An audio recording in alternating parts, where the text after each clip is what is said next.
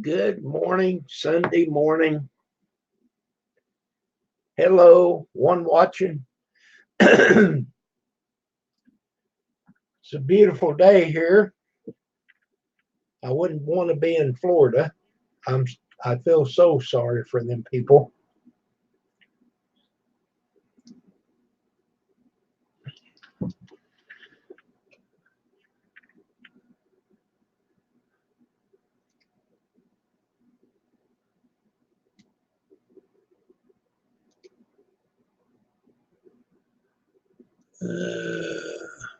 Okay.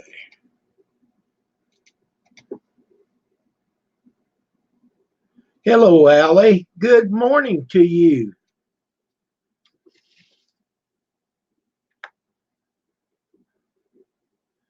There's your link, Allie, if you'd like to come up. And you can leave your camera off.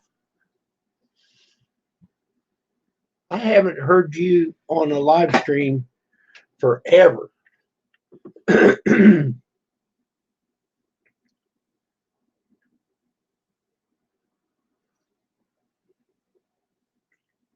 if you come up, you can talk and you can still read chat if you don't turn on the camera. I dare you. I dare you, Allie.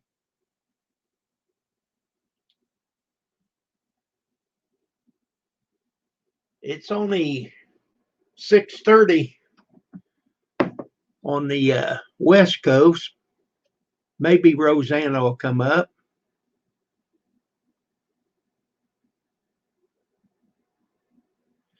Get a pedicure. Pam does that all the time, gets a pedicure. I don't go have it done. I just let her trim my toenails. That's probably too much information, but I could do it. But, you know, it was amazing. When you was a kid, you could put your own toe in your mouth.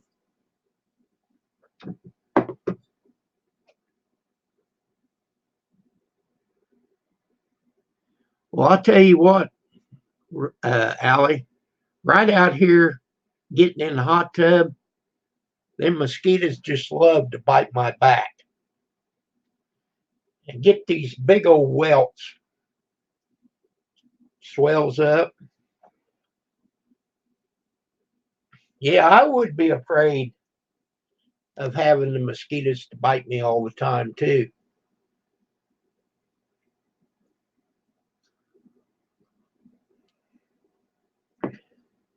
I need to get a metal uh, vest to put on. Stay in the tents. Well, as aggressive as them mosquitoes was, I don't know if it would work, but we've got this called Buggins, and it really works good. And it don't smell like off, doesn't tear up anything. Hello, Miss Ann. Are you going to go listen to Mr. Repeat? Yes, the EEE virus is deadly. Yes.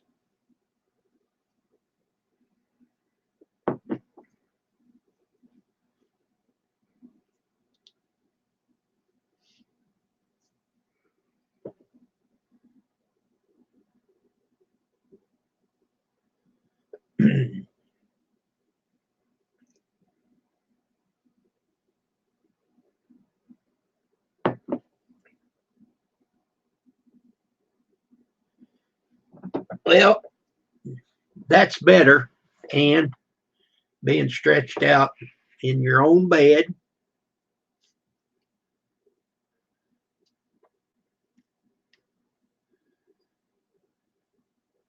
Yeah.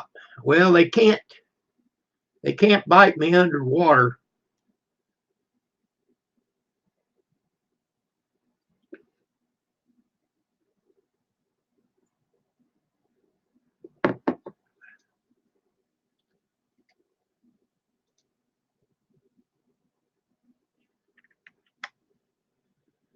There's a link back in the chat if anybody wants to come up.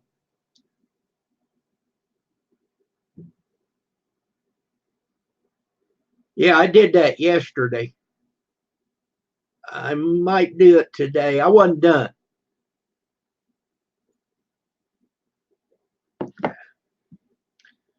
And I don't need to mow, so I'm not going to mow today.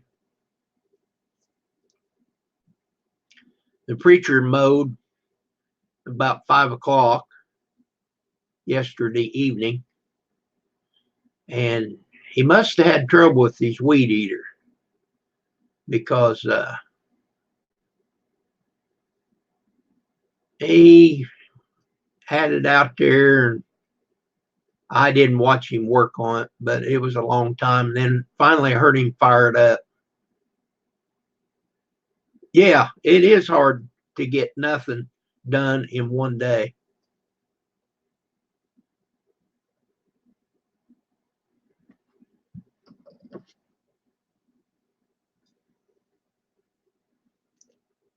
Well, I believe that I'm going to the hospital today. They have dead chicken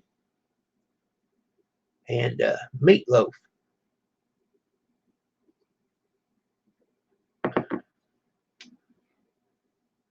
Well, I mowed last Sunday, and I love doing that.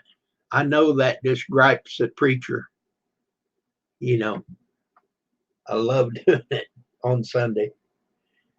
And, you know,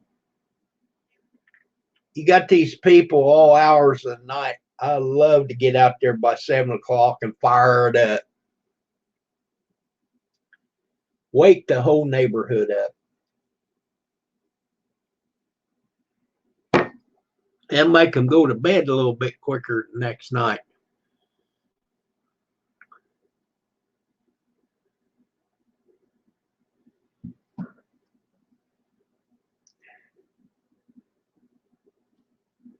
Chicken.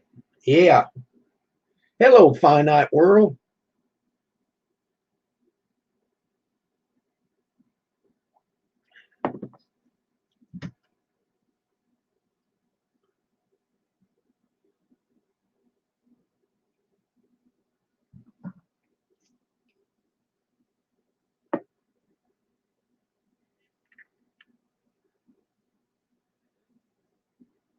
Well, I had my coffee and got in the hot tub this morning. Come back in here. I missed Arndo. I didn't get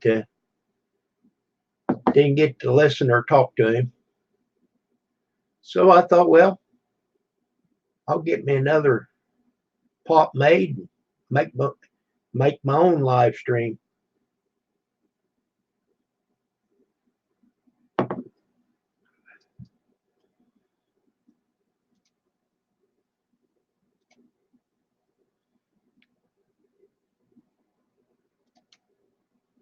Well, hello, Big Steve.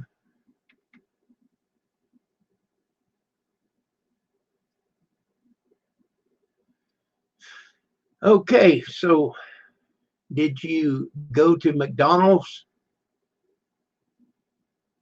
today, Big Steve?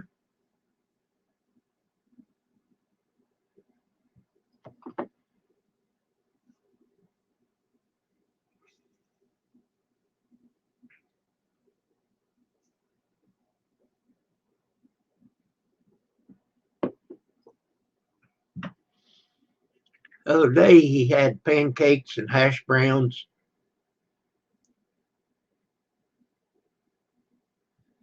I wore my camouflage today so nobody'd see me.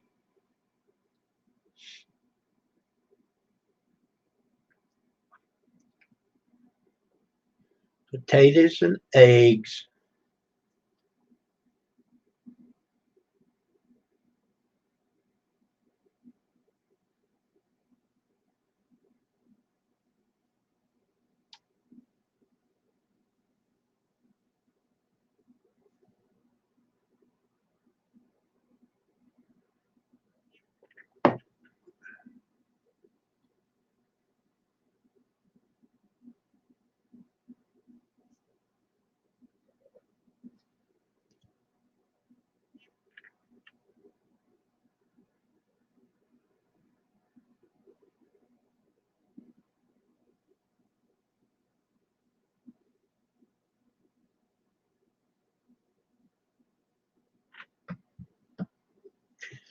Well, thank you for coming in, Allie.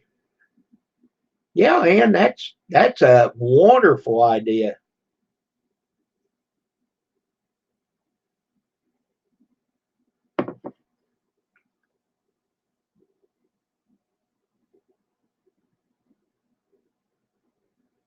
Taters fried like a man.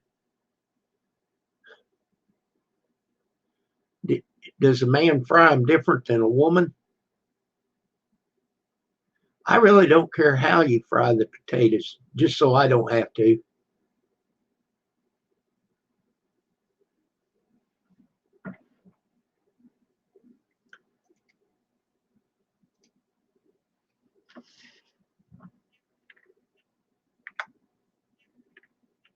Well, I always make the coffee because in the Bible it says Hebrews.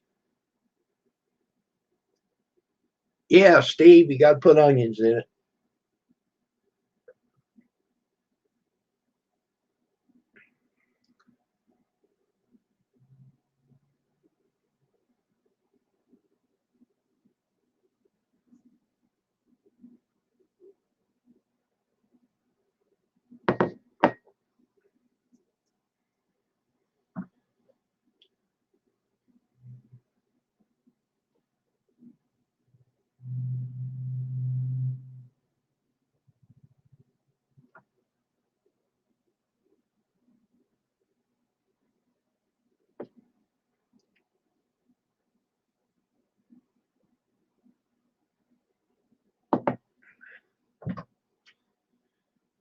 Grizz made a pretty neat video this morning.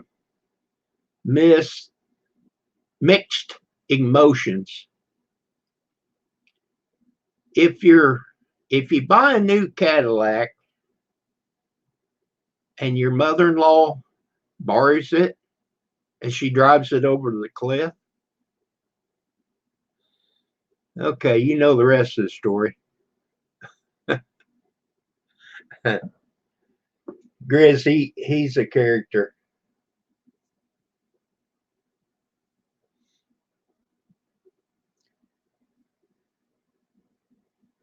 I wish that Grizz and Rosanna didn't live so far away.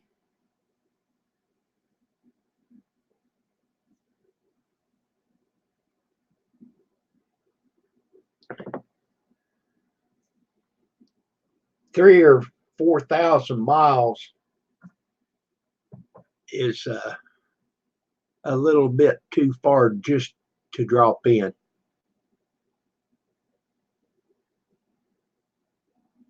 Okay, Ann.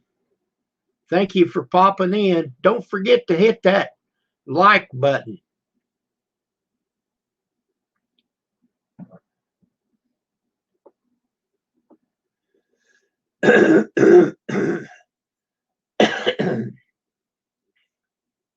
Yep.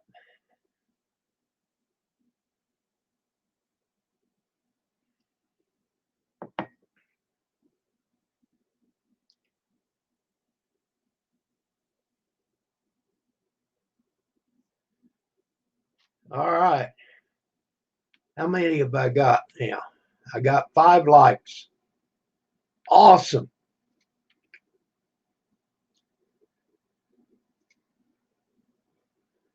I'm starting to get this StreamYard figured out, kind of. I don't like it as well as the Hangouts.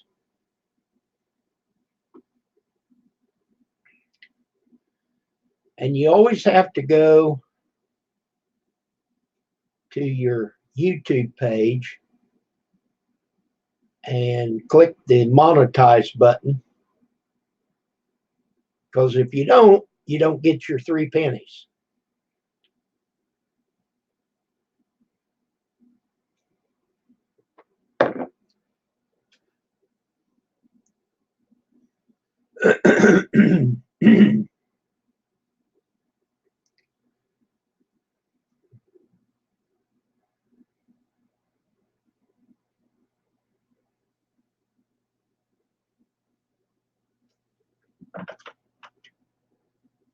I'm just glad that they come up with this StreamYard since they shut down Hangouts. At least we have something to use. And for now, it's still free.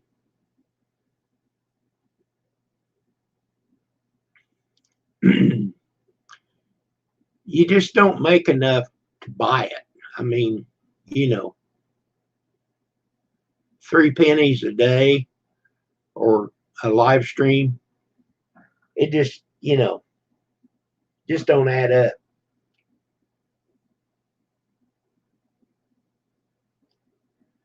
Hello, Ron.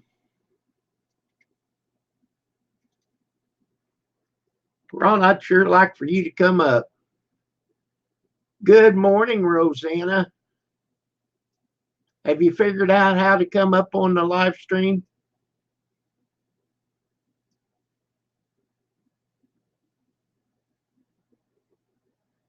Ron, how are you doing? Slowly but surely, my yard's starting to come in. Okay, Ron. You're good. Okay. Well, I think Ann signed off, but don't nobody run off. I'm going to go get another, as Grizz says, a cup of shut up and listen. I'll be right back.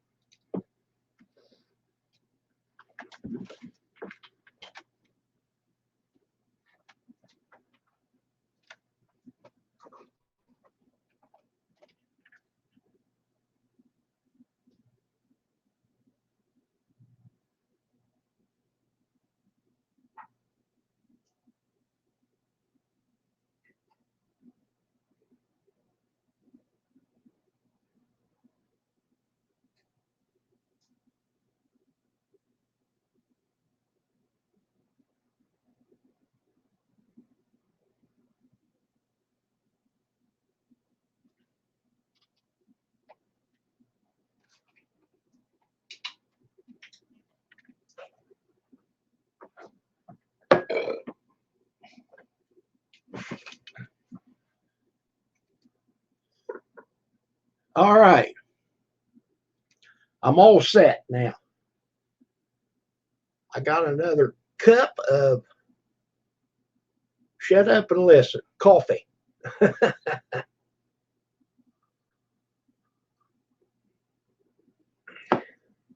And by the way, if you have time, or you should take the time to watch Grizz, he has a great channel, great content. Hello, Marie, all the way from Pennsylvania.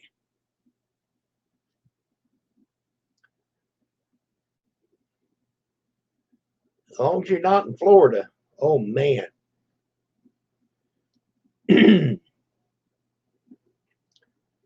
I haven't heard this morning how that hurricane's doing.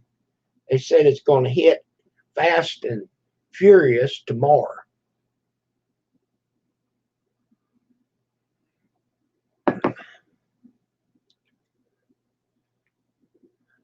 Okay, let me pull up the weather page and see what it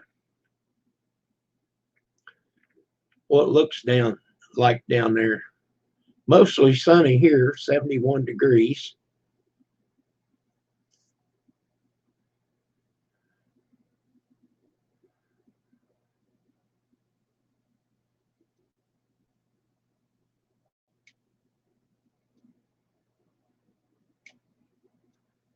Oh, it's still out there by the Bahamas, but you can see a bunch of green.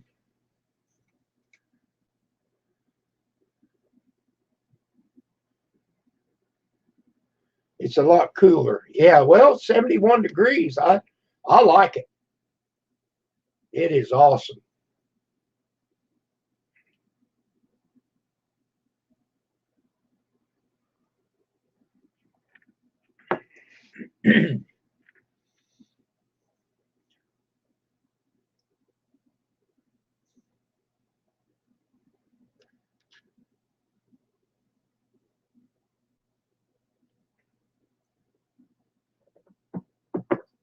It is going up the coast.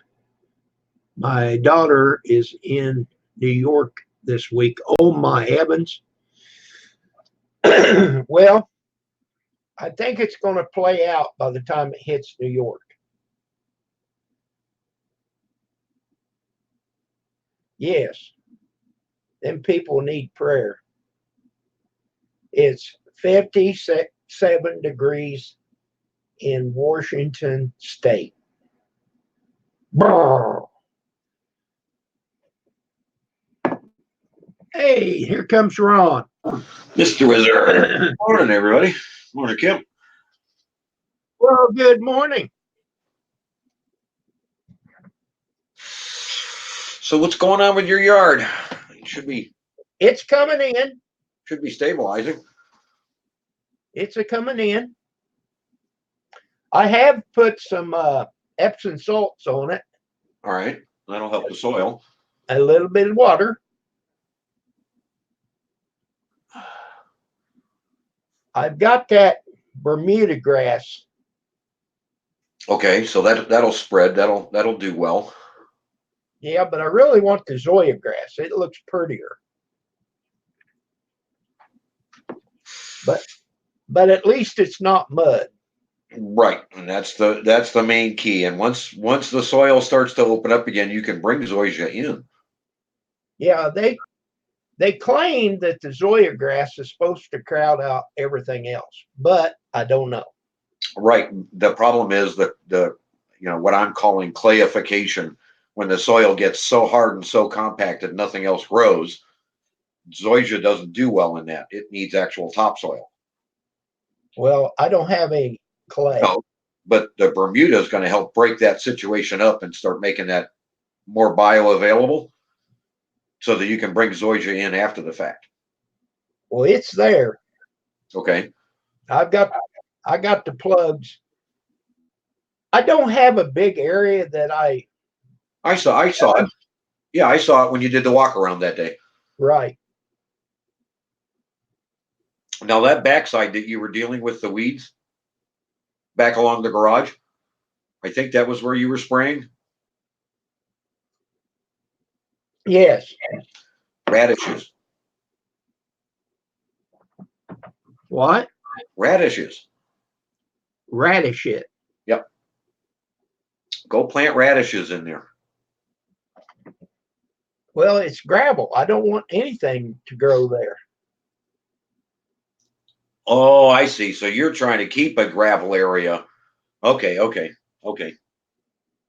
I thought it was just an area that you were contending with, and the weeds were overrunning it. Yeah, just your apple cider vinegar. Just spray those weeds down with that. Or spray that gravel down with that apple cider vinegar and let that soak into the soil there. And of course, page 21 is another one of the cheaters that you can use throughout your yard.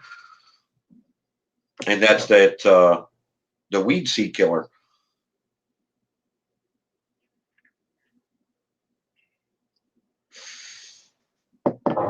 You got your copy of the book there, right? Yeah. Page 21. Well, I don't have it with me this second. No. All right. I'll reference to it, go over myself. Now, in the front yard, I've got this round weed. It's a broad leaf, a round leaf. A round leaf type of grass? No, it's weed. But it's round. The leaf is, yes. I can't. Once upon a time, I knew what it was called, but I can't remember.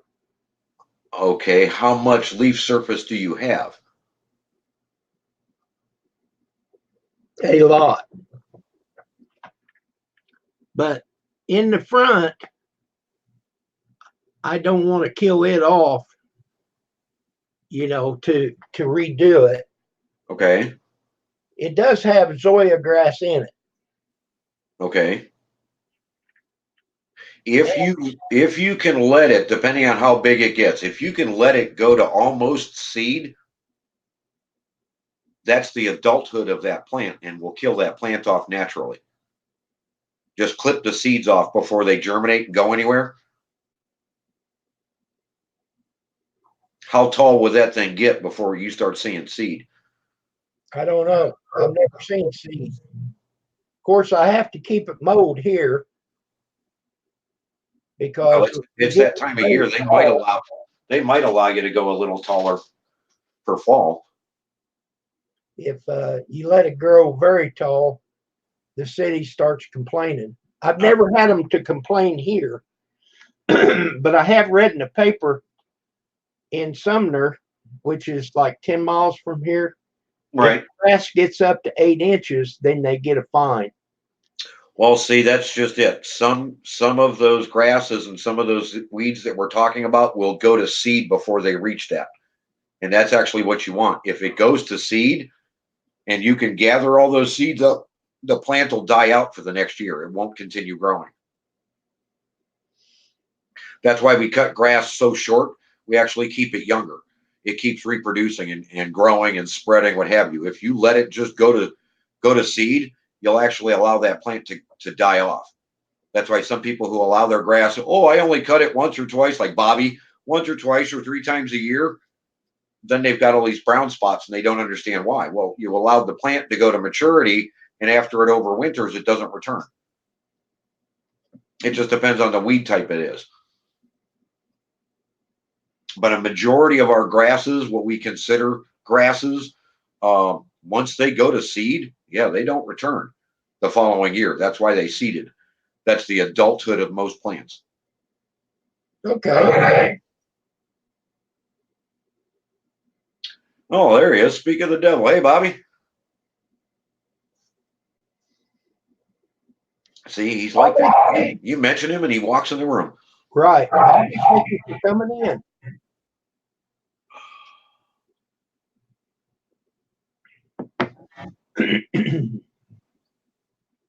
Yeah, don't believe me. That's why Bobby's yard only gets cut when his mom comes over. And Bobby only fires up his mower to get to the corner gas station. Wouldn't that be nice? Wouldn't it be nice to live someplace like that? You only had to cut the grass to get to the corner gas station and then come back. So what else have you got going on? Anything good? I got barbecue going right now. I'm slow smoking some chicken. I'm going to go to the hospital. Oh no. And no, to eat. I go get it and then bring it home. No, I don't have to go to the hospital. I go to the hospital and get food and bring it home. They have chicken today. Oh, okay.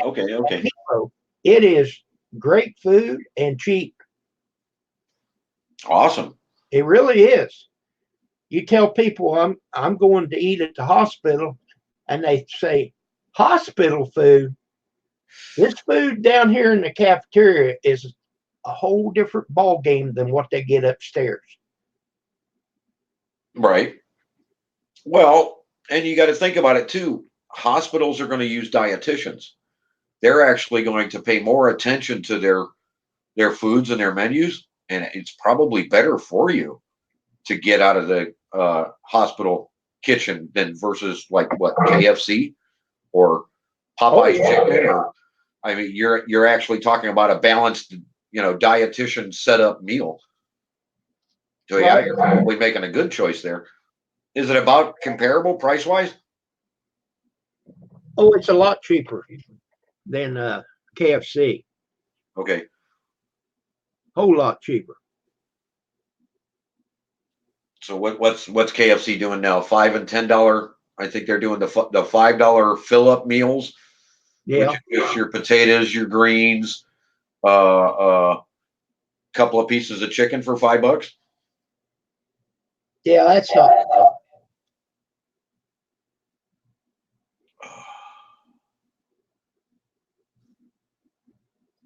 We know, Bobby, you've got that singular trail that goes from your door past the garden up to the corner store and then turns around and doubles back and comes back a little bit wider so that red's got a path around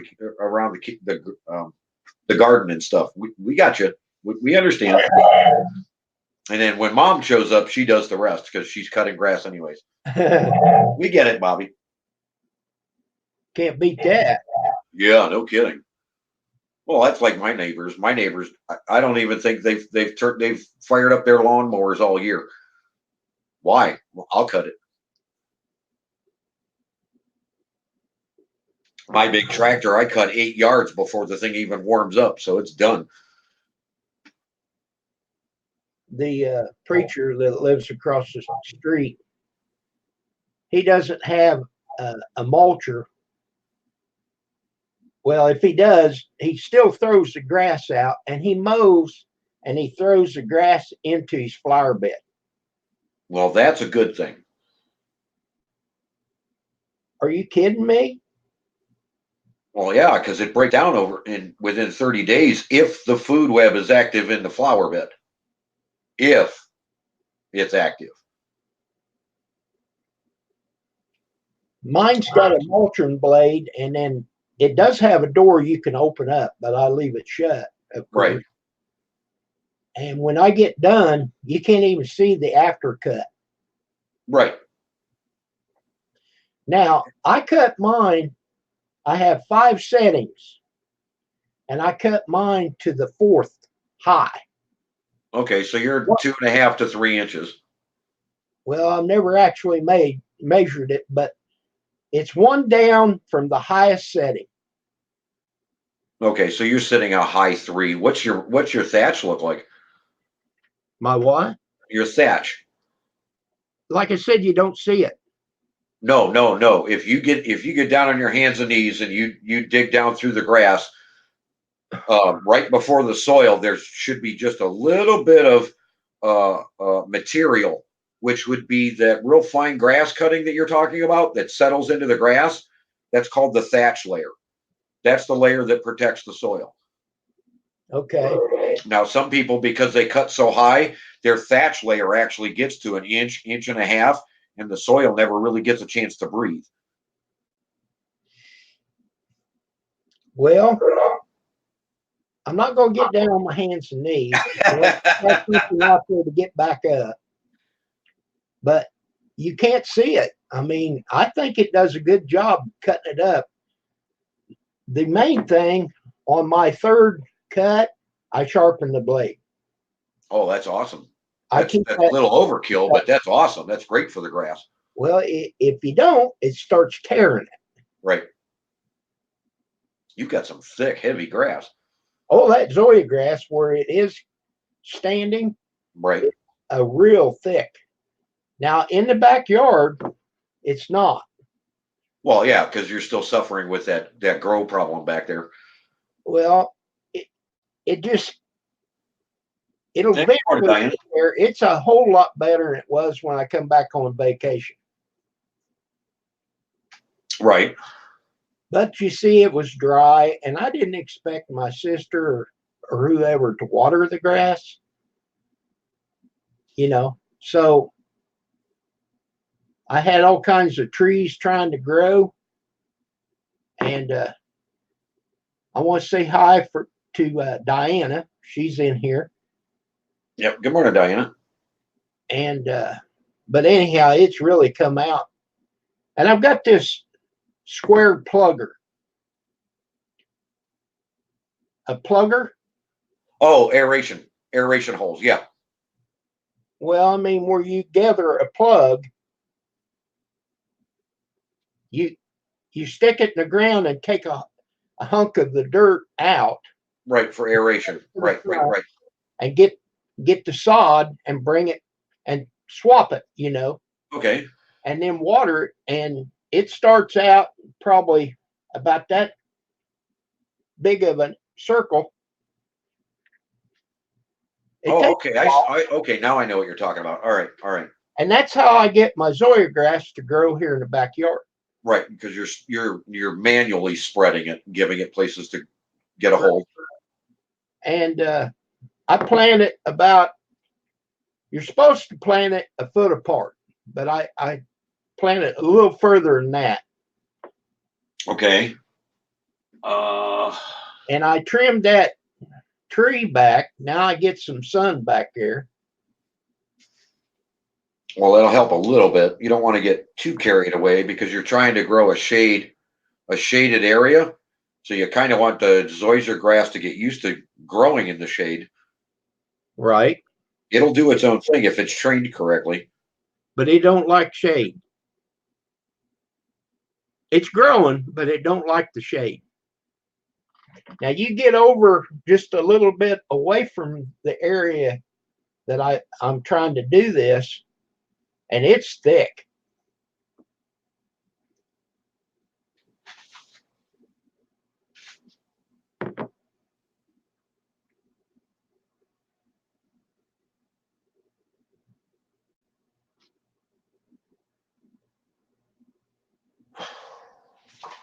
There's another page I want you to look at. I don't remember what it is. I'll look it up later, and I'll make sure I tell you which one it is. Because you're going to need to feed that zoysia grass in the backyard before we go too deep into fall. Because right now it's going to be devouring everything it can get its hands on. So it's going to want its nitrogen.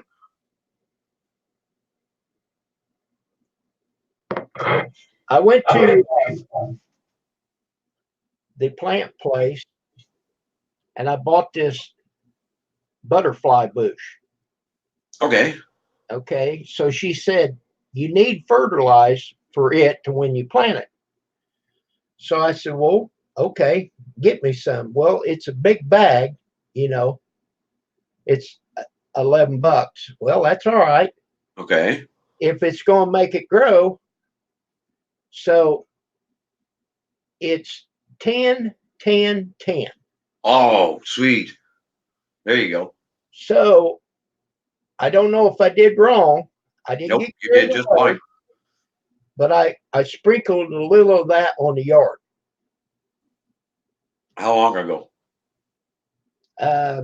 Right back in June when I came home from vacation. Okay, sprinkle it again. Okay. Because we're going into fall.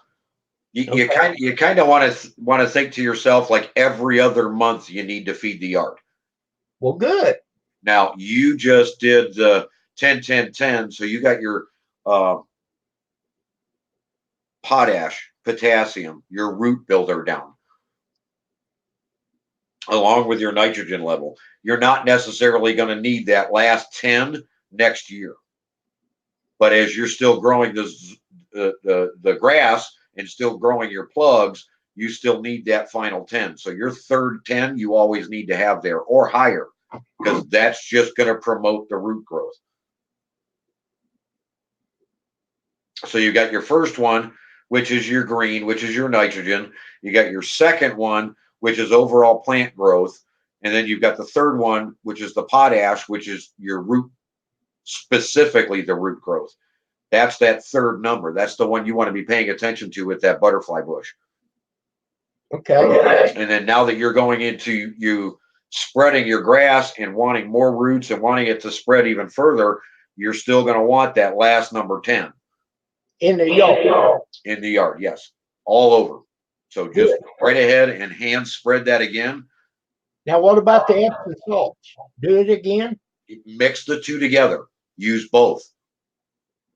So Okay. like if you had a hand spreader, put both of them in there and mix them equally, and then I just do it with my hand. Same. That's fine. Get like a little coffee can. You know, the plastic coffee can with the handle on it. Mix them up in there and just hand broadcast it that way. Just reach in for handfuls and hand toss it. Okay. It's random as can be, which is fine, because as you keep going back and doing that randomly, you're eventually going to hit everything. Will that Zoysia grass push out to Bermuda grass? If it has enough, yes. If it has enough root base, yes. And as the soil softens up, yep, it's going to keep growing out. Okay. So what you may want to think about doing is not feed the Bermuda and only feed the zoysia. So it slowly comes across and keep putting down your Epsom salt in the other area so that the soil's still softening, but you're only feeding the grass that you want to expand. That making sense? Yep. Okay. So what I do, since it's a small area,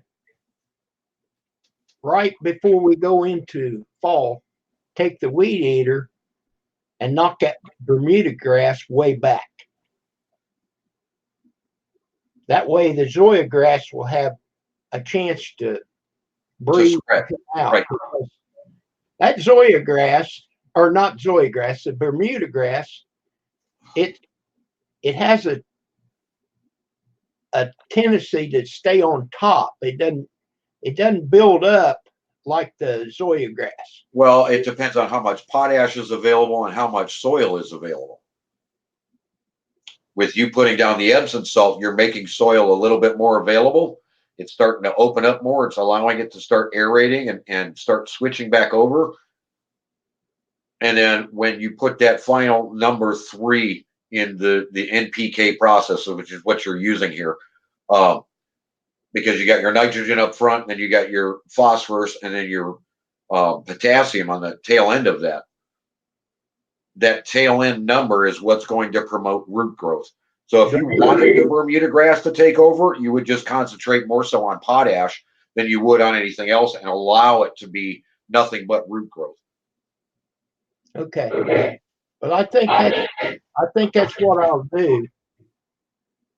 Probably another month is take the weed eater and really knock that Bermuda grass down so that Zoya grass come over.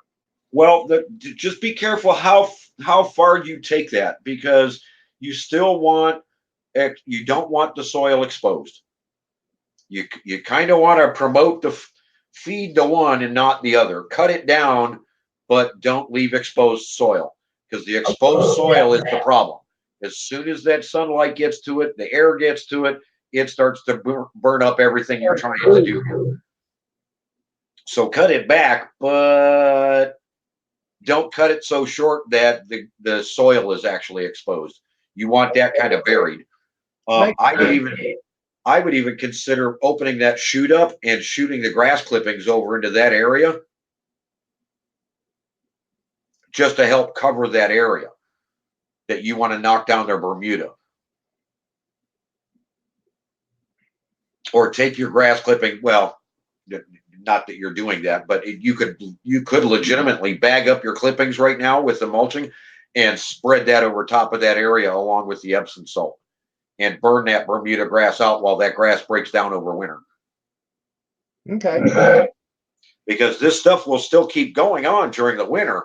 If you've got a thick enough blanket of grass back there, or grass clippings, let's call it the right thing, the grass clippings, the dead grass, as it's breaking down under the snow, you may very well promote yourself the other direction and push the grass back there that you want back there. Okay. So throwing those grass clippings and allowing those leaves to sit in that area is all a plus all winter long. Just make sure that you've got enough Epsom salt in there without the feed. Don't put the 10-10-10 back there. Okay.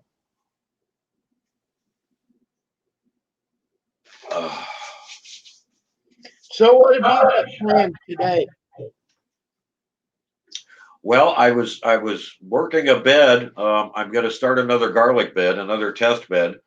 But I've got that white puppy of mine that now thinks I've opened up a new racetrack for her to run in. So dirt and mud and food web are going everywhere in my yard except in the garden. And yeah, I know the first thing most people are going to tell me is, well, just put fence up. No, she's really tall, and to her, that's just something to jump over. She can clear a 4-foot fence without even thinking about it. Oh my. Yeah, so that don't help. So today I'm puppy training to try and keep her out of there. How old is she? I'm gonna say a year and a half to 2 years. She hasn't finished growing yet, so she's gonna get a little bit taller yet. Well, now I haven't had that active dogs because the Pekingese is not. I mean, they like to romp and play, but they're not that destructive. But I have found that it takes about 2 years for a pup to figure out what you want them to do. Uh, well, this one's being spoiled in that aspect. Oh Uh, yeah, that's what they're for. she was she was at the rescue at the APL when a bad neighbor. This was her fourth set of dogs in under 2 years from the same place. Um, and as soon as she got fed up with them, or they were, disruptive to her life or something, she would just give them away. And then when she felt like it was like changing purses to her. And I went in and put a stop to it because you're only allowed one or two. You're not allowed to go through four sets of dogs in under 2 years. Oh You really? know, yeah. Well, what are you doing with the dog? Are you taking them out to fight? Are you killing the dogs off? Why are you going through so many dogs so quickly? You're only allowed so many dogs in a neighborhood. Oh, so do you still have all these other dogs? Well, they weren't paying attention to their list, and they gave her this dog. The problem is the dog had been there for, from what they told me, 9 months, and then this lady got it. All the training she had had up till 9 months, this lady and her kids destroyed. And every night or every time they got fed up with the dog, she was immediately stuffed in a cage. So Oh for the wow. first year and a half, this was a cage dog. She couldn't even be a dog. She couldn't be a puppy. So I don't want to push the training and be hardcore with her. She's getting it. She's almost to the point that I can get her off the leash, but I'm letting her be a dog. I'm letting her be a puppy, letting her play. Yeah, that kills my garden, but she was abused the first 2 years as far as I'm concerned. Right. Right. We we had a pup, and to start out, put her in acting, Okay. but that was only at night, just to start training her to go outside. Right. And it got to the point you leave the pet taxi door open. Okay. She would go in there and lay down. Oh, awesome. She liked that enclosed area. Yeah, safety. Right. And she knew she could get out anytime she wanted. So, so Well, she actually liked it. see with ours, they had the cage in the basement, and anytime that she didn't just do whatever, they locked her up in the basement and then ignored her. She was when I finally took her away and brought her in the house. Um, she was terrified of the basement. She wouldn't go down there. Now she goes down there and plays and has a great time and chases the cats and just it's a play area because the prison cage isn't there. Because that's what I found. It ended up being that she would view her cage as a prison, as I was bad. It's someplace I'm supposed to go. It's like, Right. no, that's not right. No, no, no. We And I always tried doing it as just a bedding area where she would be comfortable to go lay down. And you could tell the way she reacted to it. No, it was a cage. It was a prison. I yeah. took it down. I was like, nope, I'm not doing that. But we always kept the taxi in the bedroom, the same room we was in, you know. Right. That way she wasn't alone. And we didn't do it very long. Once she learned that she wasn't supposed to roam and tear stuff up Well, when we was sleeping, she got along with it just fine. well, I like with my Huskies, I gave them couches. Their first year, They ate 2 couches because they play. They were down in the basement. They were in a half the basement. I just walled it all off, and they had their own couch, and they just tore up the couch. I wasn't going to fault them because they didn't tear up any other furniture in the house, only down there. And we were both at work, so I don't know whether it was somebody knocking at the door and they got nervous, they got afraid, so they tore up the couch or what have you. But they never tore up any other furniture, only the stuff in the basement, and that worked out just fine. So they got 3 couches when I first got them. That would work. Well, they understood, and I wasn't home to know the circumstances because you know how nervous dogs are. They instantly start tearing up stuff, shoes, couches, walls, carpets, beds, what have you. Anything they can get their hands on when they're nervous. And I knew it wasn't that they were lonely because they were playing with each other and the other cats, because the cats would just clear the wall and go in and play with them. I don't know. It was just a training option that I had that worked out because they never got sick. The couch was always identifiable, so I would clean it all up. They would never swallow any of it. They just tore it up and had a great time doing it. As long as they didn't tear up the rest of the furniture, I didn't care. There you go. Are we missing anything? Is it page 74, Bobby? I wasn't sure.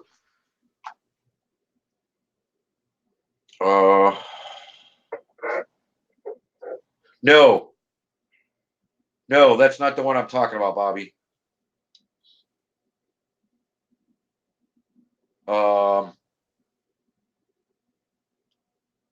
That would have gone in under the butterfly bush.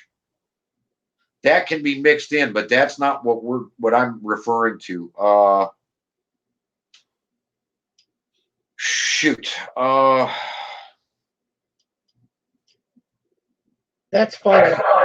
Ron, you told me what I needed to know. Well, I will remember what it is, and it'll be like 10 minutes after I get off with you, and I'll remember what it is. The Zoysia grass, if it has, go ahead. Stale beer. Stale beer. Yes. Beer doesn't get stale here. No, like the remnants in the bottom of the can that doesn't that just that little bit that's left over in a can.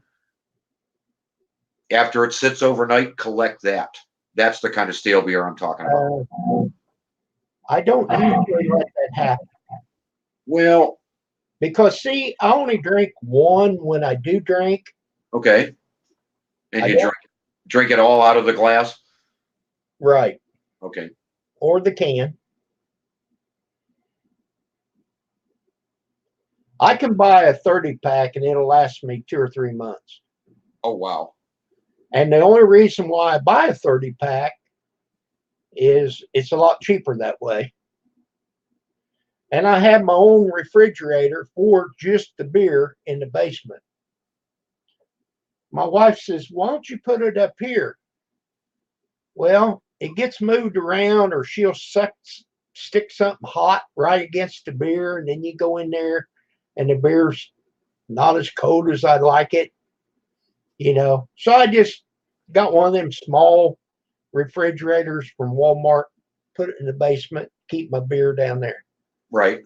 Then when I get ready, I know where it's at. And that's alcohol abuse, Ron. Absolutely. I'm agreeing with you there, Bobby. That ain't right. Bobby, no. You want the remnants like from a party or something, the leftover stale overnight stuff, not no, don't open a beer and let it go to waste. No. That's terrible. But if Zoysia grass is allowed to do what it's supposed to do, if you can keep the weeds away, it will take care of itself. Right. But it doesn't hurt to put the fertilize and the Epsom salts to it. Right. It's the fertilizer that I'm trying to remember. Bobby, it's Alan Hain. Throw Her Down. That section of the book.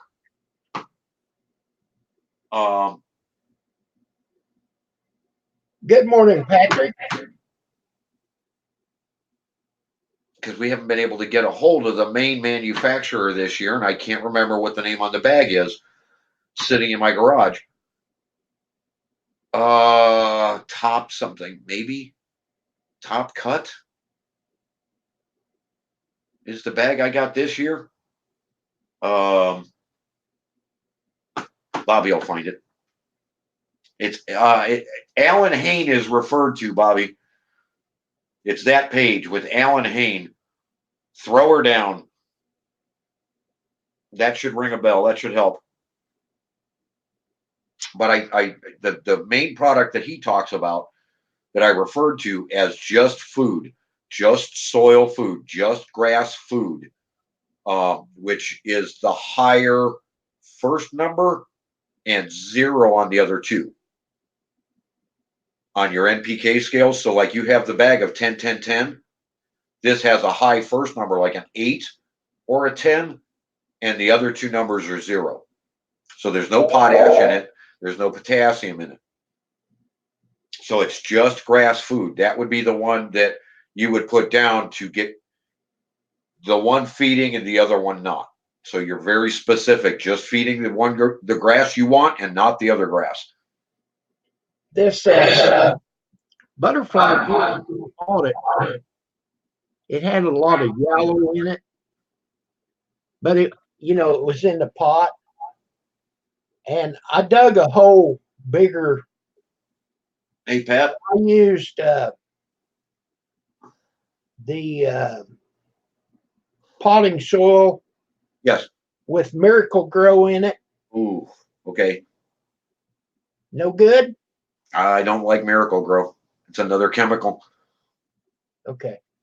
But anyhow, I filled it up with the Miracle-Gro and put this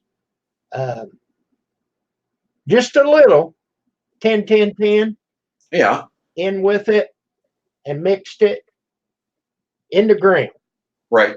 I filled it up and sprinkled a little bit around, and then took my hands and then Okay. put mulch over top of it and watered it every day.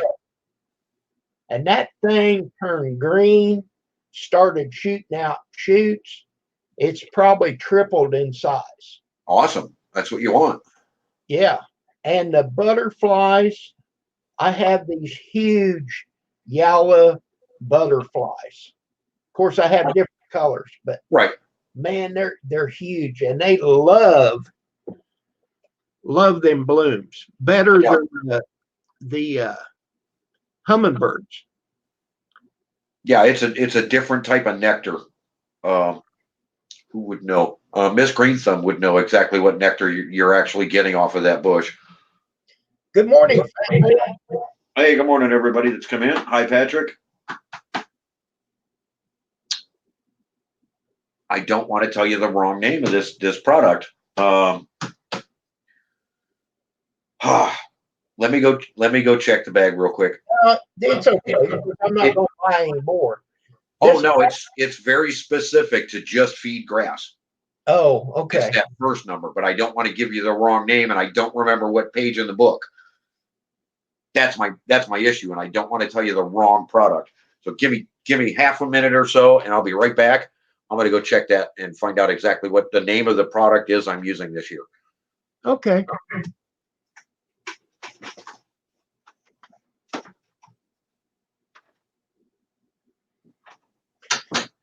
So, Bobby Nut, I'm tickled to death that you apprehended one of the trolls. If you got more since the one video, that's great. I get notifications when you make a video, and as far as I know, I've watched every one of them.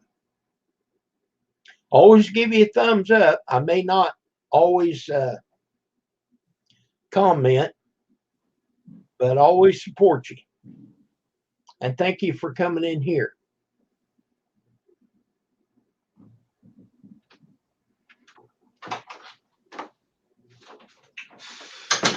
Well, I was right. It is Top Cut from Spring Valley Manufacturing. Spring Valley. And that is strictly grass feed, nothing else. Okay, so what's the first number? 4. 4 and 00. Yep. Okay. And it's just a nitrogen boost for the soil. It's just a nitrogen boost for the grass. So it'll bring up everything. And obviously it can go on anything green. So you can put it in your flower beds, you can put it in the grass, you can put it on bushes, around your trees. You can put it everywhere. I wished I knew what the name of that one grass or the weed. Yeah, I wish you did too. I can help you better with it. The leaf has a round leaf. It's probably 2-inch in diameter. And at first, I seen on the internet to use borax. You cut it real well. I still cut it the same height, but cut it first, right? And then spray it with borax, right? In a mixture. It didn't kill it, but it would make it sickly. It didn't hurt the Zoysia grass, but it worked on this grass. Well, of course, you get lazy, you don't keep up with it, so it's back, So I bought this one grass killer or weed killer. You're supposed to be able to use it around Zoysia grass. Okay. Yeah, it didn't even make it sickly. I only bought just a little bottle for $5. Okay. And I just sprayed a little area just to see what it was going to do. What I would do is I would cut the grass again. It didn't even turn it yellow.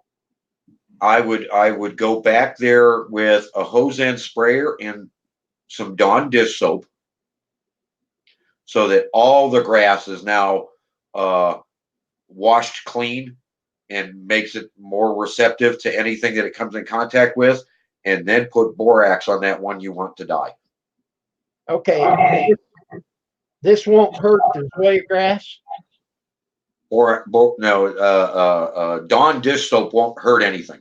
It'll actually just wash all your grass and all your soil clean of pollutants. But I mean the borax. Well, the borax will attack the other grass that you're trying to get rid of.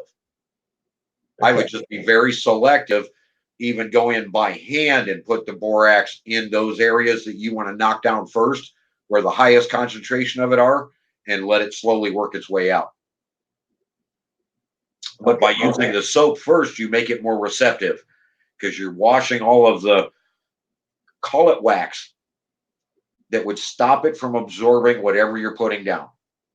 So if you want to specifically just attack the grass that you're talking about, you could go in there with just a little spray bottle or a little mister bottle of Dawn soap and mist it on that grass that you want to kill, and just sprinkle borax there. That way you're not making the rest of your grass, the Zoysia grass, receptive. Okay.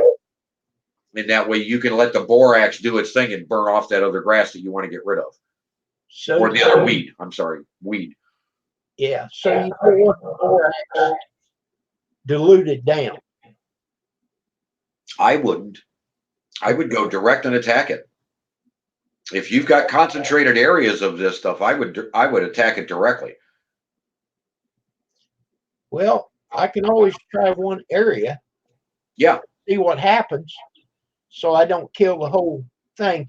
And what it is, I have this one tree, same tree that's in the back, and only I'm talking about in the front yard now, where Right. it's established really nice.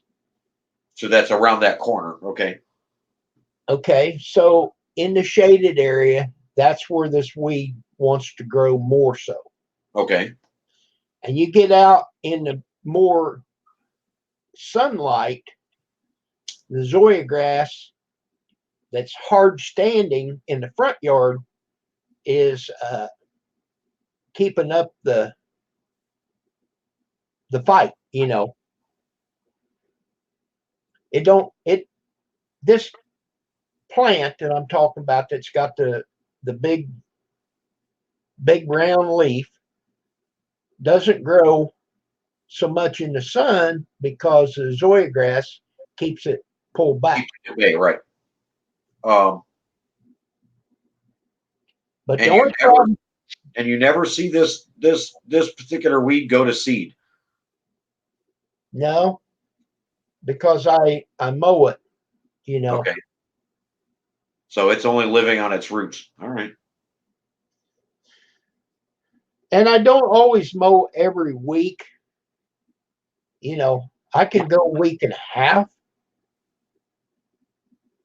So like if I mowed a week ago Sunday, then I'll probably look forward to about Wednesday or Thursday.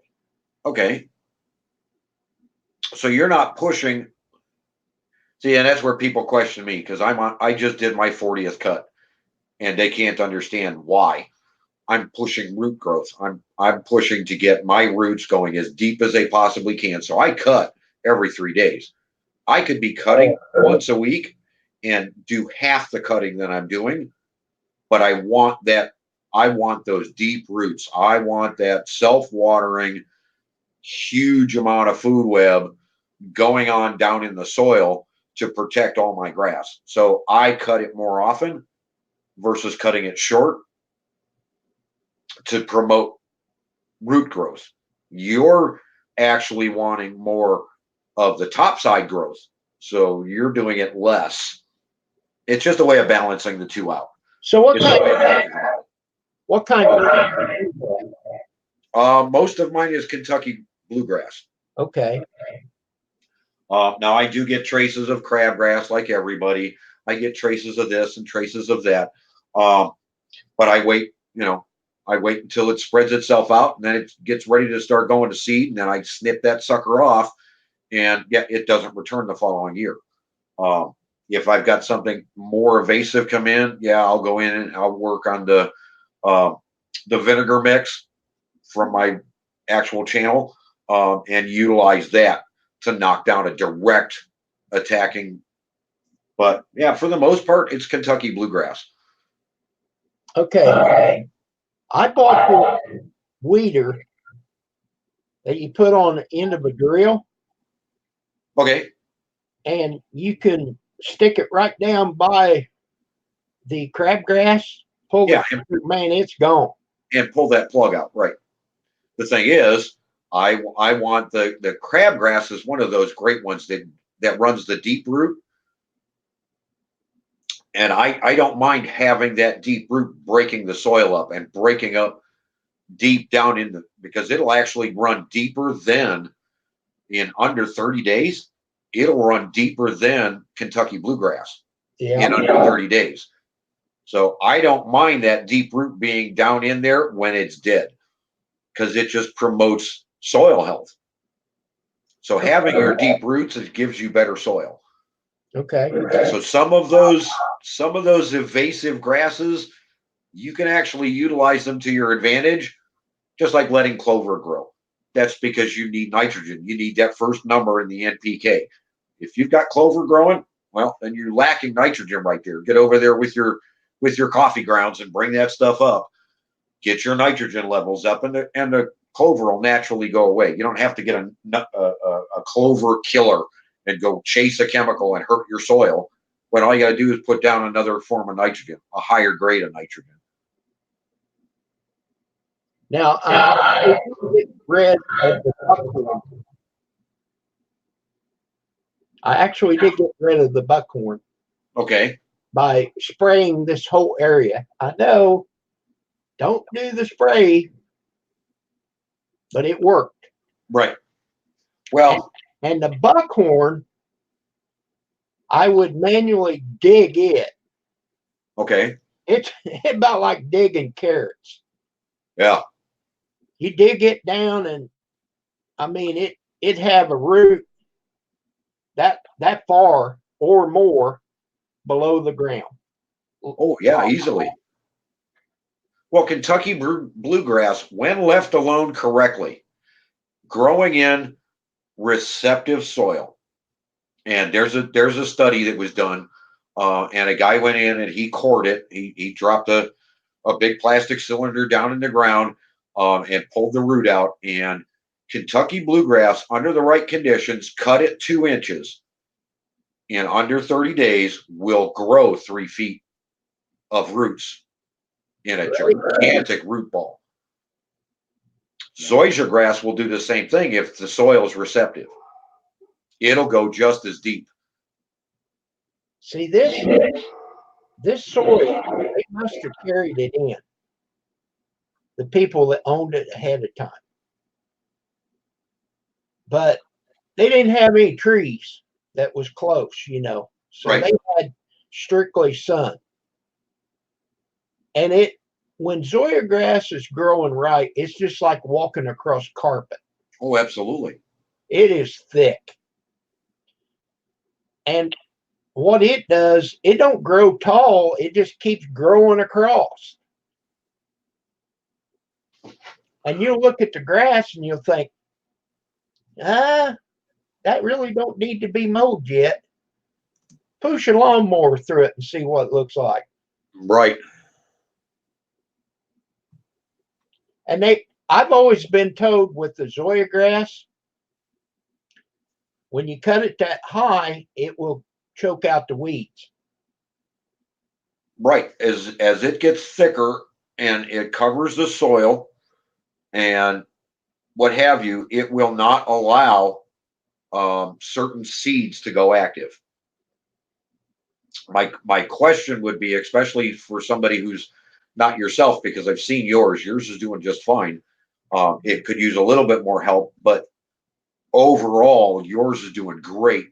Um, when somebody's got a yard that is continually popping up different weeds, they're looking at a soil compaction issue and allowing seeds that are dormant to go active. A lot of people don't understand that when they have excessive amounts of weeds, it's because you're allowing the soil conditions to get there. Now, you yourself are out there with uh, the Epsom salt, which is a mineral. It is not salt. If anybody's questioning that, it is not salt. Um, it's just a gathering of minerals from Epsom, England. The only thing I would be wondering about your soil, Kim, would be, do you have any other amendments in the soil? Have you added anything else from the book? No. Okay, you may want to look into a couple of those extra ones. Do I have the link? Well, they've told me putting molasses. No. That's the sweetener. That's to promote the food web. That allows all of your greens to um, go greener and ask for what they're looking for while feeding the food web. So that's what the molasses is for.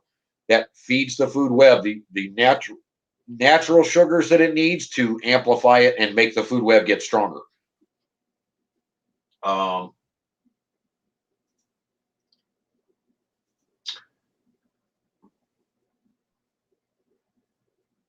Yeah, here's my link. Okay. There's another one. I don't know if you caught the video where I talked about, I was not able to put this in the book because I didn't have authorization from the owner of the company. So I couldn't put this soil amendment in. And what's nice about the one that from this company that I'm a member of is you can get different size bottles of this stuff. So like with yourself, you don't, the size yard you have, you don't need a huge amount of amendments at all, but you need some.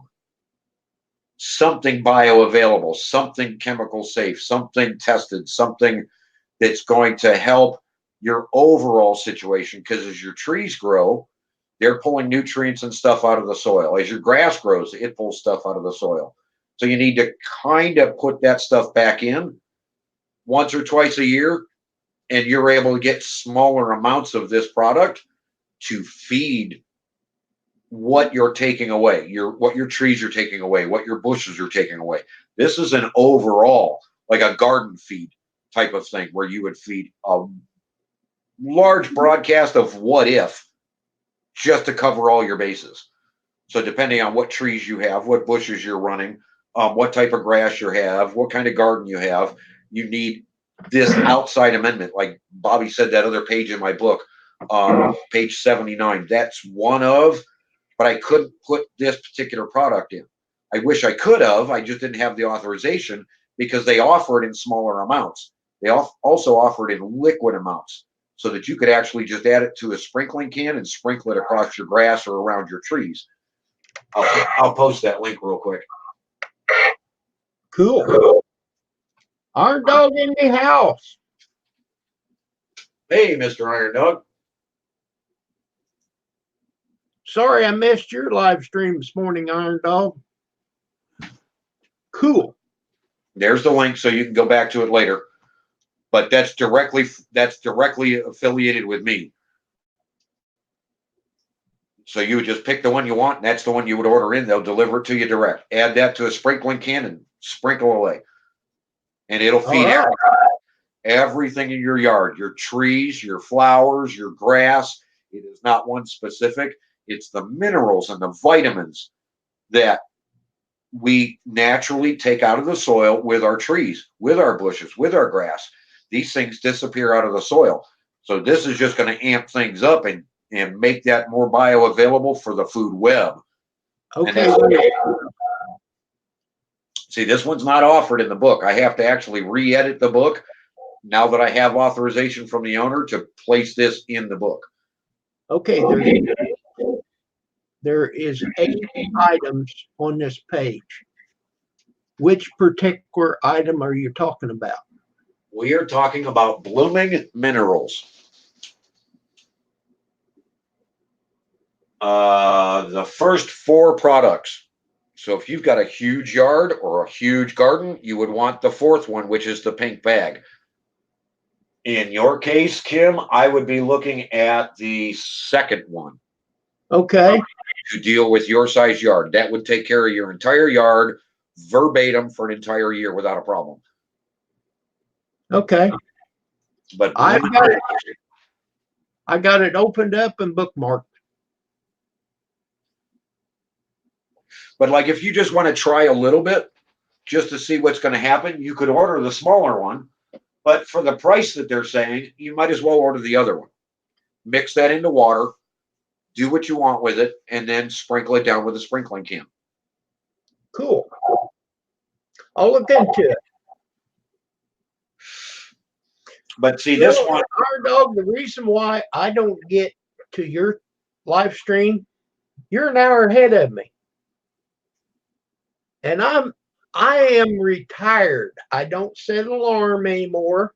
I go to bed. When I wake up, it's probably because I have to go to the bathroom. Then I'm up for the day.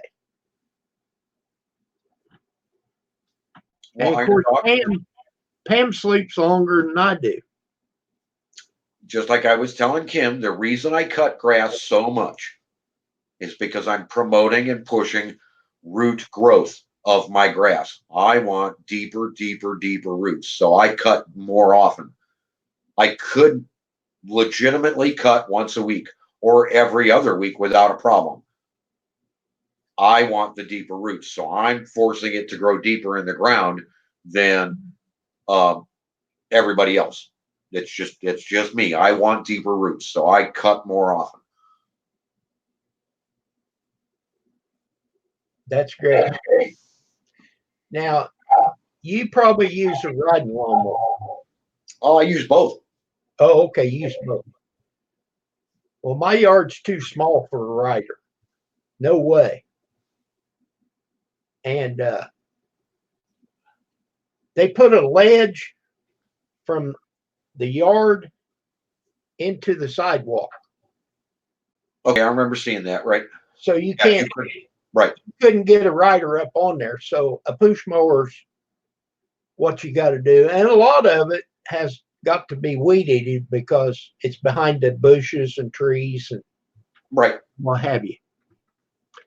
But boy, I'll tell you what, that trumpet vine is beautiful. But Oh, that I'm thing sure. pops up everywhere.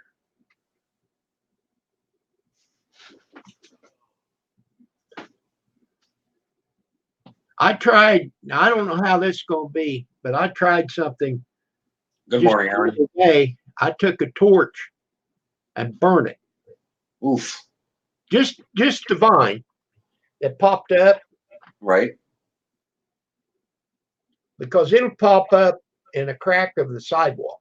Oh yeah, it'll go everywhere. It'll do everything it can to tear stuff up. So I don't know if it will die back. I doubt it. If you give it burn spots, it will pull itself back. It won't come into that area because it burns. If you want to back yourself up, just put like vinegar or an acid of some sort in that general area, so that as it comes in contact with it, it just burns and it dries itself out. It won't come in there. Okay.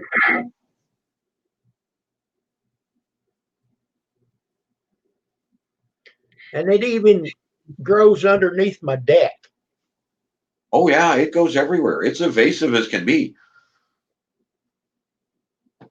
But I mean, the flowers on it are so pretty. It's so worth having around. Oh yeah. It's just so evasive. It'll grow everywhere. It just needs a little bit of water and it'll just keep right on going. I had such a hard time to get it started. Not no more. Yeah. Yeah. Once it gets a foothold, it goes. When I worked at a lumber yard, we had some that wanted to grow in the gravel right there in the corner of the two buildings where they was built together. Right. And I had tried to get this to grow. So I waited until about 4:30. We closed up at 5. And I went over there and dug as deep as I could and got as much root as I could get. Dug it up, put it in a bucket of water, took it home, set it in the shade until night. Then I went out and planted it. So it was, not in the direct sunlight. Then I just watered the heck out of it every day. Oh my heavens, that thing took off. But the hummingbirds love it. So I built a trellis. And luckily I built it far enough out that the electric company allowed me to put my meter box behind it. I said, well, it's not a tree. So as long as you're 3 foot away from the house where you're going to put the meter box, you're allowed to do it. And it worked out great. And they don't read it anymore. It's a smart meter that we have now. Good morning, Brad. So they just, they just read it out of the air by satellite or Wi-Fi or however it works. Bobby McNutt said page 85. Yeah, we're still trying to track down that other food for you to make sure, even though you now have it on video and have top cut. Yes, Milorganite. Thank you, Bobby. Dead on. That's the other product. Milorganite. Milorganite. That's the grass feed only. Hello, Grizz. Hey, good morning, Grizz. Good morning, everybody. You've got a couple of people in here that, yeah, I'm getting messages on, and they're not talking in chat. I'm getting messages on Messenger. There's more people in here than you think, buddy. We got 11 people watching. Yeah, to join, I will. There's a person trying to join that company that I just posted the link for. I'll try and track that and see what's going on with the phone. I may know somebody else that you can go in on your phone and get in.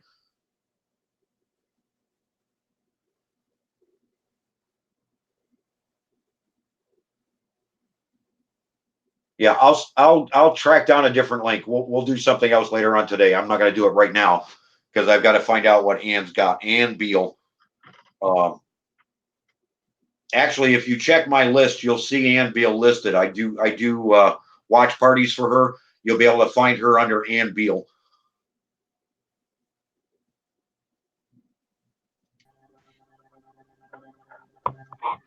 Here comes Mr. Grizz. Good morning, Grizz. What's going on, buddy? Hey, I'm not going to let my mother-in-law drive my Cadillac.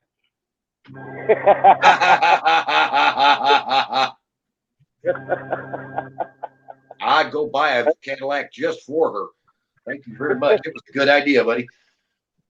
Now that's mixed emotions, ain't it? I actually do like my mother-in-law. She's 86. Morning, Bobby. Yeah, I really love my mother-in-law too. When she was, I mean, she's gone now, but she's been gone for a few years. But yeah, but my voice would be changing there, Iron Dog.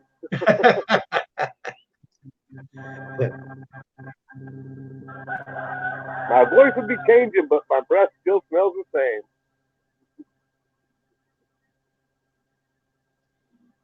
same. So what do you got going on today, Grizz? Oh, I got to get out. If you tell me cook breakfast. And canning and all sorts of good stuff today. Oh, all right.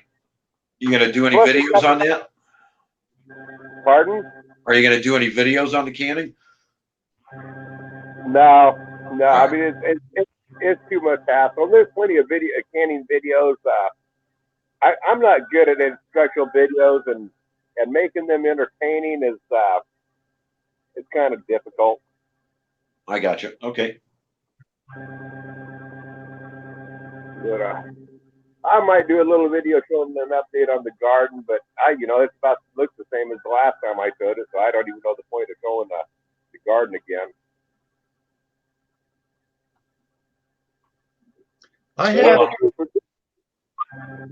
Unless you're going to plant some more this year. How's the greenhouse coming?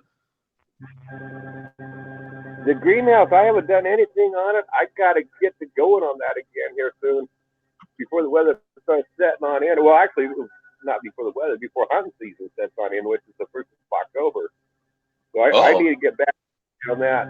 I want to get back on it this week. Well, you got a nice place to hang a deer. That's true. I got to hang a deer. That beam that you put up will hold a deer. Oh, yeah. Now, I'm thinking this year, if I get a deer, what I'm thinking about the outhouse down there is actually a smoker.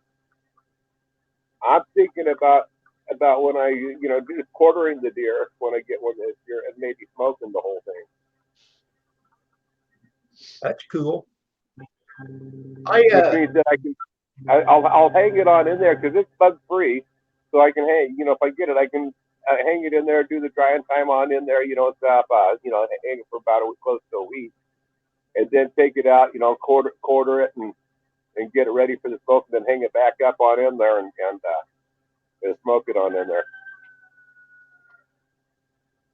That's right, Bobby. Well, Grizz, I've got an electric pressure cooker. You know that. And yesterday, I went and bought me a small pack. Of course, they only come one size. The 15 bean soup beans, And I like to use Polish sausage instead of ham. It turned out great. Oh man, yeah, those pressure cookers are great for that stuff. Well, the beauty part about it is when you put the water in there, make sure you don't get too much because you never lose the water. It Right. gets out. It's not like the old ones where they sit there and they steam and they jiggle and you know. This one here, you don't hear it. It will adjust the temperature to adjust the pressure. And I really don't know how much pressure it has. A pressure cooker is usually, if I remember right, about 8 pounds. Okay. Well, it's got different settings to what you have. So I've been wanting to. I need to get myself another pressure canner. I don't want to get a pressure cooker because you see in our place we don't have much room to store stuff. So if I get something, I want to have multiple use. I would love to get another pressure canner, but a small one. Something that I could just do like 4 pints at a time, and then I could use that for a pressure cooker like what you're using. Yeah, this one's a 6 quart. And it's plenty big for me and Pam. Yeah. And I love to take meat. I've got a rack so the meat don't set in the beer. Put that rack in there and season the meat and put it on top. Lay a couple of potatoes in there. Put the beer in the bottom. And like I said, you only get the steam from the beer. Oh my God. It gives a flavor. I just thought of something now that you mentioned that. Good morning, Marie. If a person was to take a pressure cooker, I don't think this would work with a pressure canner, but if you take a pressure cooker, because it doesn't allow the steam on out.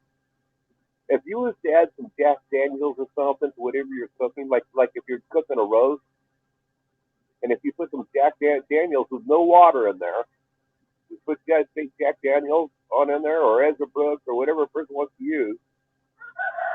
I wonder how that would turn on out. If it would leave the alcohol, you just use that alcohol into the meat that way, because let's face it, if it can't escape, the alcohol can't escape either.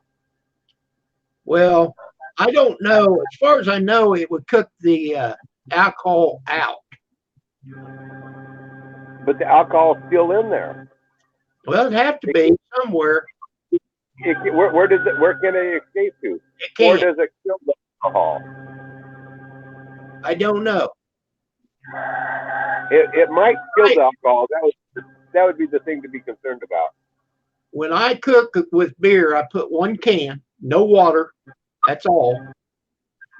And of course, all the juices from the meat will drip down into the beer. But I throw that away. It wouldn't be good to drink. But boy, it makes the meat so tender and moist. Now I don't use beer with my beans. I just put water in there. I might try that with chicken. Put beer in a chicken. I have done it with chicken. It works great. Pam buys these frozen pieces of chicken because she likes the breast and I like the thighs. So she'll buy a bag of thighs and a bag of breast. So we'll lay a few pieces, however many we want to eat, in there and put a potato or 2 in there. It's great. Yeah, now Bobby says Go Wise as a pressure cooker and canner option. How much do those cost, Bobby? Are they spendy? Are they reasonable? $40, $50, or are they electric? Do you put it on the stove, or what's the deal on those? It's a 9-quart. Okay, yeah, and I'm looking at something more like a 4-quart, something smaller.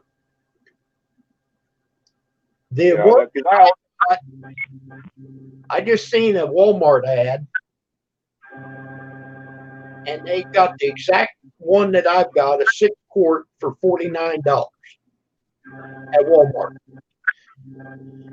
Now that's in their ad. I went back there, and basically all they have now is the Instapot. It'd still be good. I mean, and the reason why I bought the Fabware is because that's one that Bob, doing it cheap, bought. And it's actually $20 cheaper, or let's see. I think $20 cheaper than the Instapot. Yeah, Bobby, if it's electric one, I'm really not too interested in that because most of my cooking I like to do outdoors.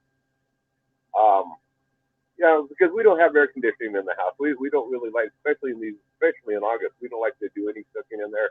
Heats up the house with stuff, and I don't want to have to drag around electricity to cook with. But I do have the propane burner, so I think I'm probably going to stick with just a regular pressure can. I have one over here that. Just a second, let me grab it. Well, Grizz, you run an electric cord out there for your phone. You could just plug it in there. The worst thing that happened, it blow a fuse. Oh, Grizz, you fell out.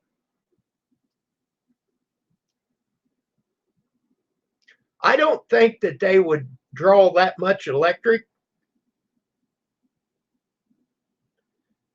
Okay, Brad, be right back.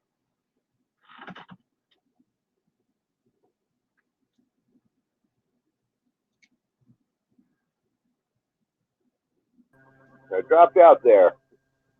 Well, that's all right. I got you back in there. But yeah, I don't want to have to. If I had a regular outlet plugged in, designated for stuff like that, which I might in time, would be fine. But for the time being, I just like to have the single burner, the burner of propane, and do the cooking that way. I do have this here, which is the ideal size, but I don't have. This was given to me, and it doesn't have the weights that go on here, and it doesn't have the pressure gauge, which I can get the pressure gauge. I could probably use the weight from my canner, but I don't know how many pounds. But and it needs a new rubber ring. I'd need to get a new rubber ring for it, or make one or something. That would be fine, but I'll tell you what I would do. I would definitely get that safety plug and change it. Yeah, or clean it out good. I know how to service that and check those on out and make sure that the safety plug is working good. But I mean, I'm not sure yet. If I want to use this one or get another one. I'd almost rather buy a new one. Maybe turn this into steel, a little steel. Some of the canners or pressure cookers only got one device, and I don't know what the pressure was. The one that I had 3 settings, 5, 10, and 15 pounds. And my wife, before Pam, she was cooking something in the kitchen, and that safety plug blew out of there all over the ceiling, just in that one area. When I come home, she was crying and carrying on. I said, whoa, wait a minute. First of all, did you get hurt? No. I said, there you go. That's the main thing. Did you get hurt? And we never used it for a pressure cooker ever again. We would use a pot if we was cooking something and we needed the pot, but we never used it. And So that's this electric well, cooker, I really that's, like it. I think it's safer. that's where a pressure canner is safer instead of a pressure canner. Now that was a pressure canner though, so I don't quite understand it because this here, you know, your pressure canners have a weight, you know, that says on here. And so I don't see how it could build up too much pressure per se, unless something else, unless this weight deal gets plugged up here, which you got to check that every single time you use it, because this lets the steam on out as it builds up pressure in itself. It's like, you know, this is a pop-up field that fills, but it fills on up. Your weight deal on this side here, I don't know if you can see it, but there's a weight that sits on over that, a 10-pound weight. And so when you're canning like that, at our altitude, you can at 10 pounds. And there's a pressure gauge on there that you read all the time too. And I try to keep around 12 pounds. What I try to do is keep it above the 10. And that doesn't rattle at 10 pounds. But if it starts getting higher, like if you're up in, you know, higher up elevation, I don't know what it is, 2,500, 3,000 feet. I'm not sure. You want to can at 15 pounds. And at that point, the weight will start rattling, and steam will start escaping. The rattling is caused from the steam escaping. Then you turn the stove down just a little bit. Stove down, and you maintain. You watch your pressure gauge and stuff. But it That's could why, be. that's why I like this electric pressure cooker. Like Bobby McNutt says, set it and forget it. Except for the part that would scare me on that is what if the electronics on that malfunction? Well, You know, whereas this, what if you walk across the street and get hit by a car? I mean, that's always. well, You can't live in fear. You can't live in fear, Grizz. the difference. The difference is if I'm walking across the street, you're talking about mechanical failure. That would be my failure of me walking in front of a car. And mechanical failure on this, I have full control over. I don't have full control of mechanical failure over electronics. I know nothing about electronics. Well, I would never plug this in and go to town. I mean, I will be here when it's cooking. Mm-hmm. I would always be here while it's cooking, and it's always been doing a fine job. So, yeah, Tim, you're right. All American cannons are the really nice ones where you don't need a rubber seal. I can't afford those. I would love to have an All American, but I can't afford those kinds. But hey, you know, I wanted to ask you though, Ron, what are you smoking? Cigars. Huh? Cigars. Oh, when you said, okay. I thought you were smoking. No. You meant for my grill. Oh, I'm smoking chicken. Oh, you're smoking chicken? Okay. Yeah. I need to smoke some chicken up one of these days. Yeah, I started 5 hours ago. I'm running it at holding it at roughly 175 to 200 degrees. It's balancing in there. Cool. Did you marinate it or just smoking it? I just put barbecue sauce on it to just start glazing. Oh, okay. Oh, man. Yeah, it marinated overnight in a bunch of seasonings. I'll let you know. If it tastes any good, I'll tell you what seasoning it was. If it doesn't taste any good, then I won't tell you what seasonings I used. Okay. Fair enough. I haven't tried this one before. Have you ever tried marinating your chicken with Dr. Pepper? No, I avoid pop. I'm not. I've heard it's really, really good for chicken. I'm not a pop drinker or anything, but I do like to marinate some of the meats, you know, from time to time. Like my fish, I love using Dr. Pepper for fish and chicken. Yeah, I've heard that recipe is really good for marinating most meats. Mm-hmm. And it glazes beautifully, I understand. Speaking of which, I'll be right back. I want to grab me some smoked tuna. There you go. What's that, Bobby? Is that canner you were talking about?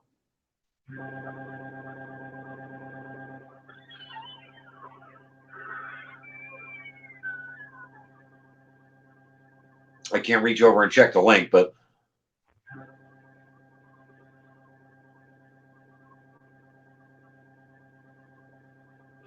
and did I see Dad come in? I thought I saw somebody come in while I was out. Tim's World came in. Yeah, well, that's just hairballs. I'm not worried about him. Oh, Dad's Perfect stopped in. And Marie came back. Welcome back.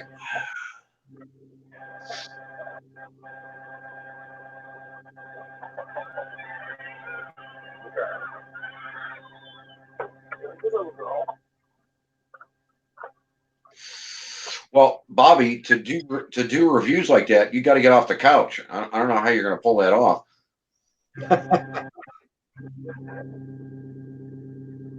I shouldn't say his couch. I should say his throne, because he's the king of live streaming.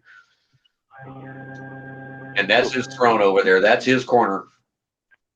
Nobody can stream as long as Bobby McNutt. That's the king right there. That looks like a very good pressure cooker.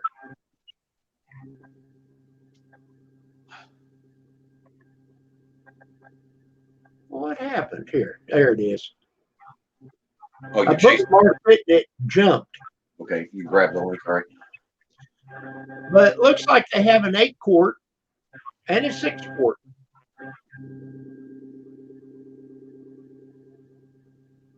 I'd love to click on that link, but I'm afraid it bounced me out of here. Probably. Share the link. Do that share screen deal. Oh, me do it? Okay. Yeah. That way Grizz can see which one we're talking about. Right. Yeah. Let me get it open back up. Oh, God. Oh, you're never even going to be able to find the box if it was 6 months ago. Holy cow, dude. I mean, doesn't Amazon deliver to your house like every 3 days? How are you going to find a box from 6 months ago? Okay. All right, Grizz, you see this? Yeah. It looks like a nice one. And it comes with a rack where if you don't want to put your canning, that might be for canning, but you can put your meat right there on it. Yeah, so if you don't want the meat in the water itself, standing in the water.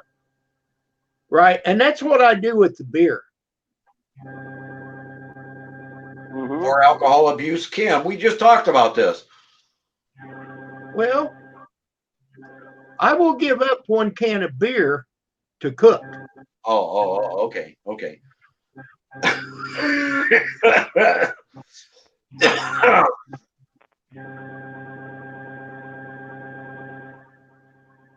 The only problem with the one that I've got, it has a metal rack that goes in the bottom, and the wires is too far apart. Your meat wants to fall down. So I got on the internet and bought a metal plate that goes on top that has holes in it, just perfect to put the meat on it to keep it from falling down. And I like the pressure cooker so well that I bought my sister one for Christmas. So I went ahead and bought 2 of them metal platforms that goes on top of that rack. I mean, she had to have one too, She likes it really good.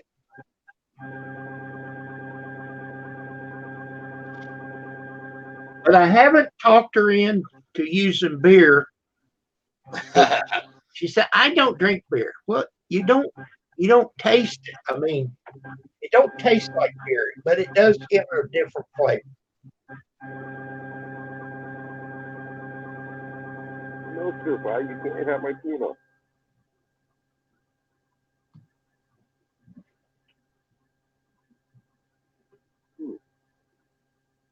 There you go, Grizz.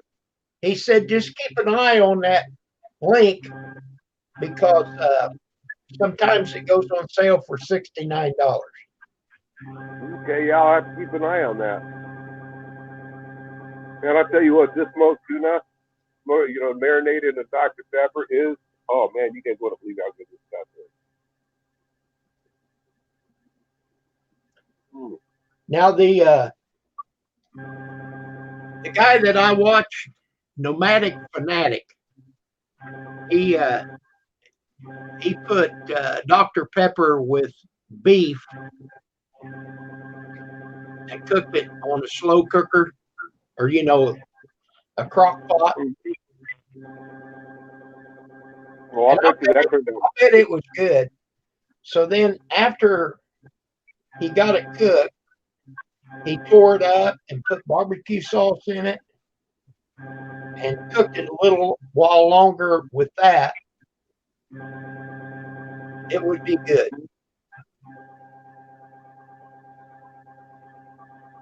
But the problem of that is that beef is so expensive. Yeah. Well, it's like this tuna. I wouldn't be able to afford to buy it. Tuna here is for $3.75 a pound if you go to the ocean. And that means you got to drive. I would have to drive like 2-3 hours to the ocean, something like that, to get to Newport. Then I could buy the tuna fresh caught that morning off the boat for $3.75 a pound. Then it's got to be cleaned. And now a 10 or 11 pound tuna, you're only going to get about 2 pounds of meat off of it. And at $3.75 a pound, that's about 40, a 40, 45, 40, right around $40 for the fish. Then you paid $10 for somebody to clean it there, and you end up with 2 pounds of fish. So you paid $50 for 2 pounds of fish. That's $25 a pound for this tuna. Fortunately, I didn't have to buy it. A friend of mine gave it to me. Because otherwise, I'd just soon go to Captain D's. I don't know if they have tuna, but they do have white fish, probably cod. I love it. And it's already cooked. And I feel for $10, hush puppies, coleslaw, and fries, and 4 pieces of fish. But on the other hand, is if I could afford it, I'd be buying the tuna just for the mere fact that I want to go get some fish. I can go pull it on out of my freezer, my smoked fish, and eat it. So I don't have to run anywhere to get it. Okay, Matt Nixon, hello to you. Welcome, Fred. With deer backstrip. Yeah, backstrap is like the steak of deer. It's awesome. Okay, strap, not strip. Okay.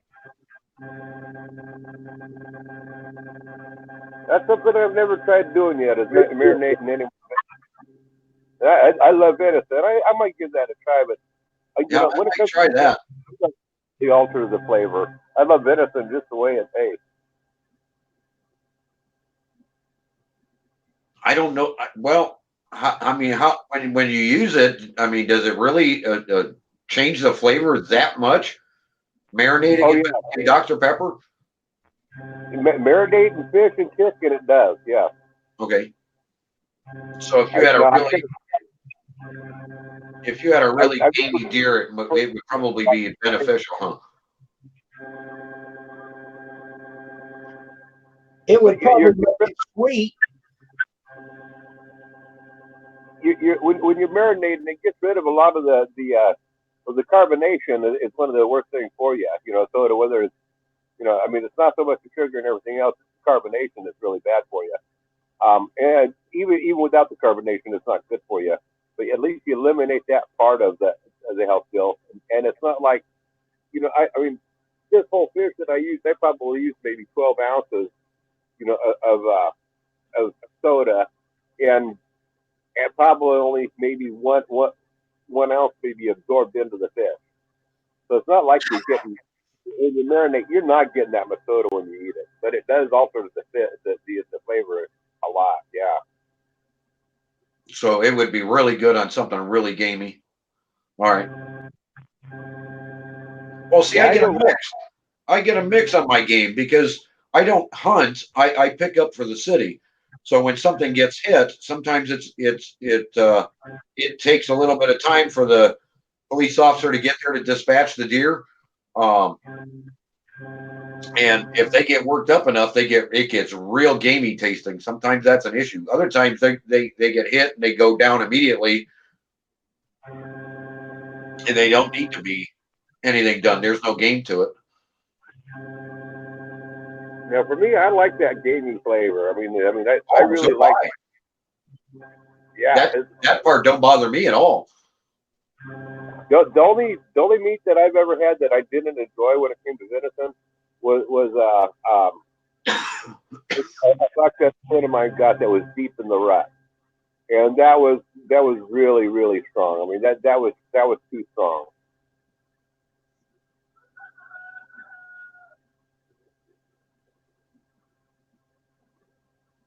Hello, Brad. Brad's back. B&J hunting or outdoors. Yeah, I can see Dr. Pepper having enough acid in it to tenderize meat really well. I can see that. All I know is it's delicious. You ought to try it. I mean it's really good. I mean, I think it'd be kind of cool to try instead of using beer in your pressure cooker, Kim. Next time you cook some chicken, try some Dr. Pepper in there. Make sure it's flat. I would, make sure it's flat when you pour it in there. But It get flat pretty quick. Oh, but it'll get flat quick. So I just don't know what the carbonation would do under heat. I don't know if it expand more so than regular.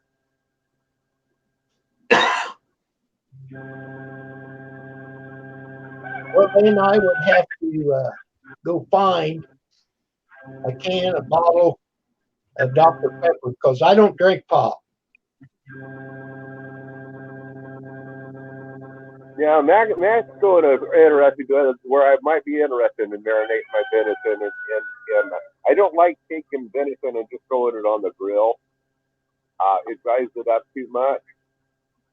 But maybe if I marinated it first with Dr. Pepper and then put it on the grill, I'd be interested in trying that.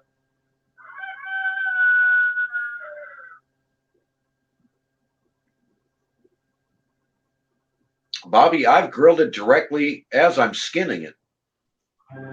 So I've gone to both extremes. I've been skinning it and had the grill going right next to me and done some cooking at the same time. Not all of it, but some of it.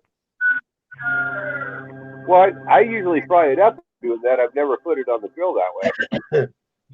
I'll have the frying pan going, and I'll be, as I'm cutting it on up. I mean, I'm cooking some meat.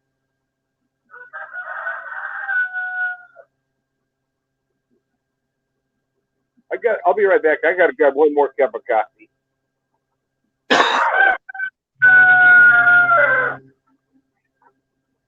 Boy, that rooster sounds good, don't he?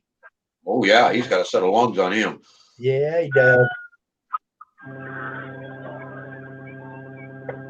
But when I went to visit Grizz, I don't remember ever hearing them so much.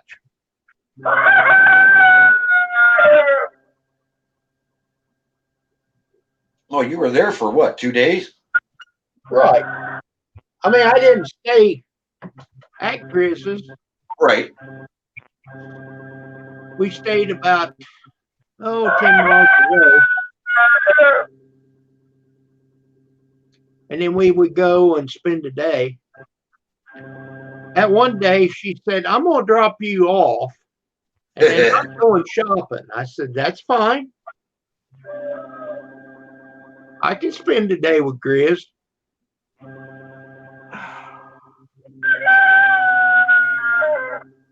Grizz asked me, he said, how long can you stay? I said, well, how long do you think that you can put up with me? Oh, you're going to stay all summer? I'd love to win, but I can't afford it.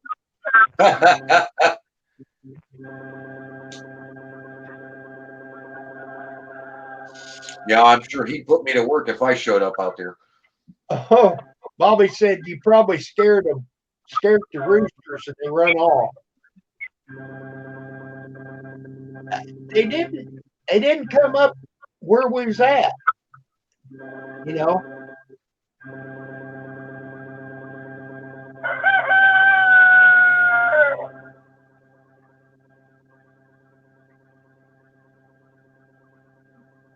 Well, wherever he's got this chair set today, the rooster is like right behind that phone. well, see, it's only 8:30 there. Right. Yeah, and they're hoping for some sunlight. Yeah, we'd like to see some today. Where are you at, Ron? You told me Cleveland, Ohio. Ohio. Yeah. You're close to Bobby then.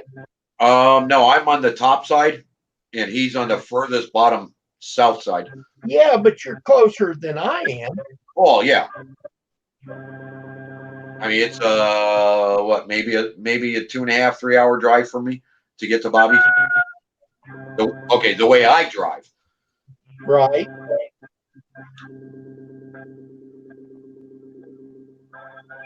They questioned how fast I drove. Whatever the speed limit said, that's what I set the cruise at. Right.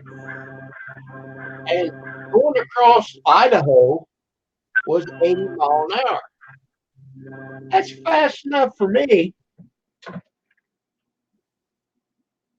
Uh-oh. Grizz fell off again.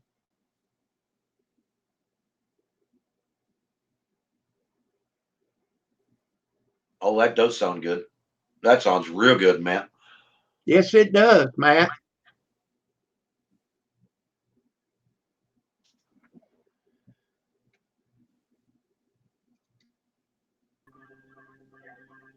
That's one thing I'm not crazy about the StreamYard. When someone comes up on the panel, they're in the back door. Right. You have to open it up for them. I like that issue because you're able to keep the troll off if a troll jumps in on the link. That is true. I like that part of it.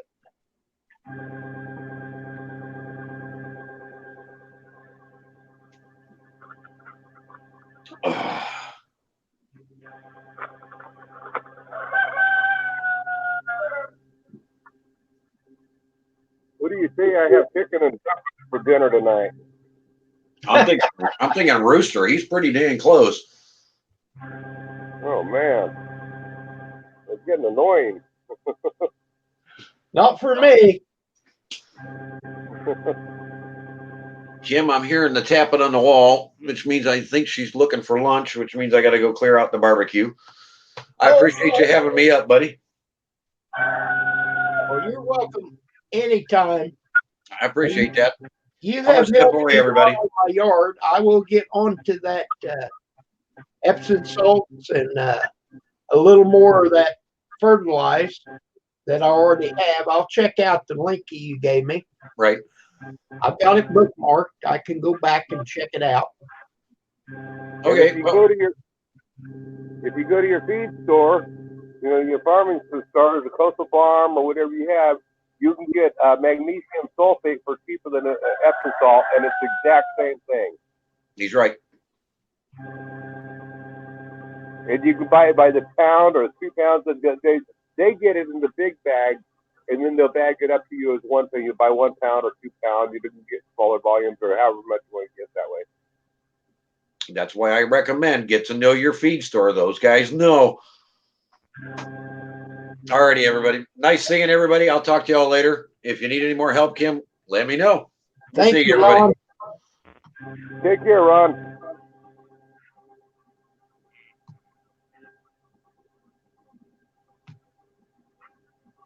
Oh, I gotta head this afternoon. Gotta go watch my NASCAR race.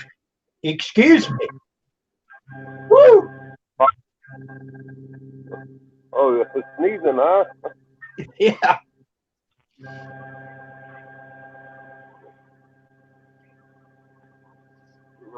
Coffee's good and hot. That's the way to have it. Yeah. No, I think I'm going to try marinating some venison next time I pull some out of the freezer. Try marinating them and grilling it. I think that'd be interesting. 'Cause usually when I try to grill my venison, it usually comes out too dry.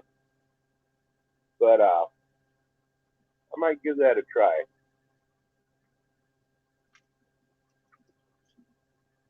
I did some pork chops the other day with the beer in the pressure cooker. No, it wasn't browned, but man, it was delicious. Put me some small potatoes in there, and I used that one seasoning. I can't remember it, Laramie or something like that. I like that stuff.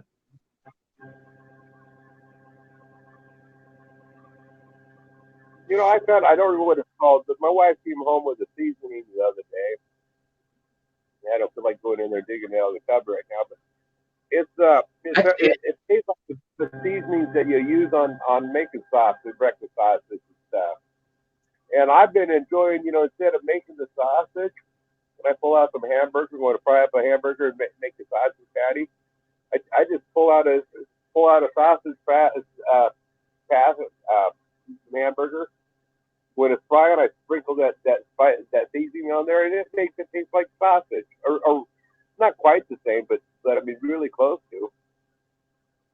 Okay, Matt, he come up with the right name. Lawyers? Lowry's? No, it's not Lowry's. It's a manufacturer. But it has all the same seasonings what they use in making the breakfast sausage in it, without having to have the 90 or 100 different seasonings. It's all in one container that you just sprinkle it on there. But it's not made by Lowry's. I mean, and I do like Lowry's product.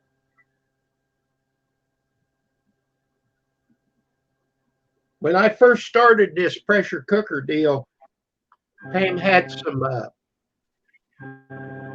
Bob Evans seasoning. Can't find it.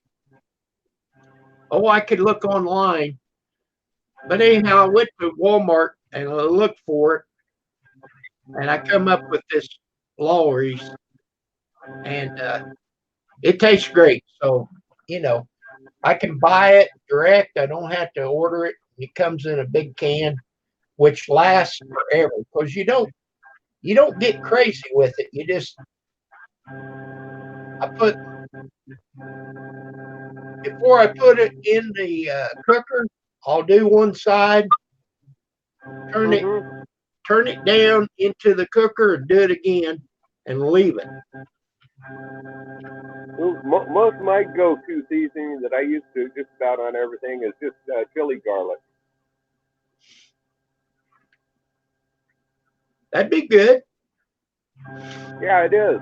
I mean, I used to buy it, but it was expensive. Then I found out that I can get the dried garlic and get the dried chili, you know, in bigger packets, a lot cheaper. Mix it together myself, and it's great for seasoning.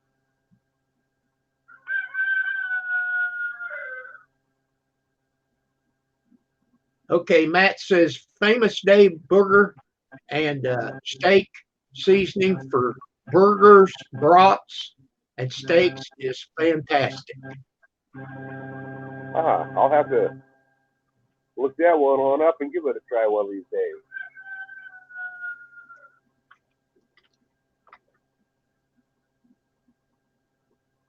$3 at Menards. What's that? He said it's $3 at Menards. I always call it Maynard's. I've never seen a McNard's around here. I don't think we have one. And you don't have Real King, but you do have Tractor Supply. Yeah, well, there is a Tractor Supply down south of Eugene. It's like an hour and a half drive from here. Oh, it ain't worth driving that far. No, But we got Coastal Supply and Yoko both here. They're pretty much they're as good. I like going to Coastal because they are locally owned, even though they serve the whole Northwest. They're stationed just out of Albany here. Oh, I got a question for you. Did you try a couple of them seeds? Did they sprout? No, I haven't tried them yet. I'm going to be sprouting in here before much longer. I know you're I busy. want to get my greenhouse done complete, and then I'm going to grow some of those in the greenhouse this winter. There you go.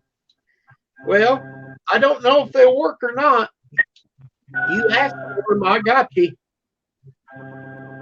Yep. Yeah, I figured out. This winter I'll grow some, and I'm sure they're not going to taste the same growing in the greenhouse. That things aren't as good growing in the greenhouse. But if I'm sure I'll get plenty of seeds that way, then I'll have plenty of tomatoes to plant next year. And those will come out the full flavor of them. Well, we have a Menards that's about 30 minutes from here, which is in Princeton. And then we have a Menards that's an hour, Evansville, and it's an hour to Terre Haute. Mm-hmm. So pretty easy to get a hold of. And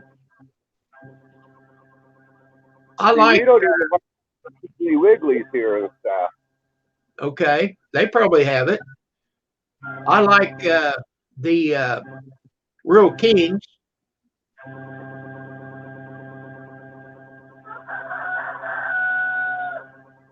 There you go. He's got 3 of them within 30 minutes from him. I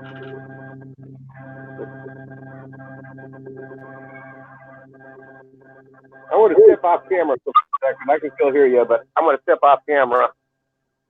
Yeah, them blackberries need some water. Yep, exactly. I'm trying to kill them with the nitrogen.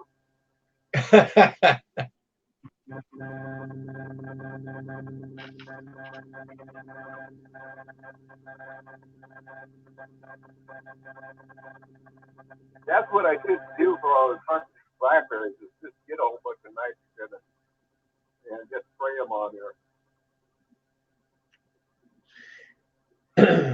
Well, we got a rose bush back there by the garage.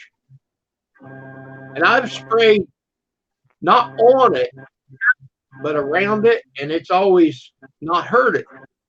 But evidently this year it didn't hang.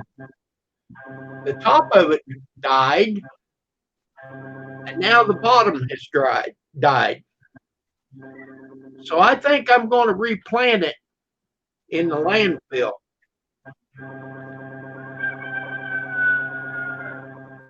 Somebody gave her a rose bush, which I didn't want. I don't like a rose bush. And then she ended up buying 3 more. Why? Well, I like them. Okay. Well, I've ended up getting rid of all of them but this one. Now I can get rid of this one.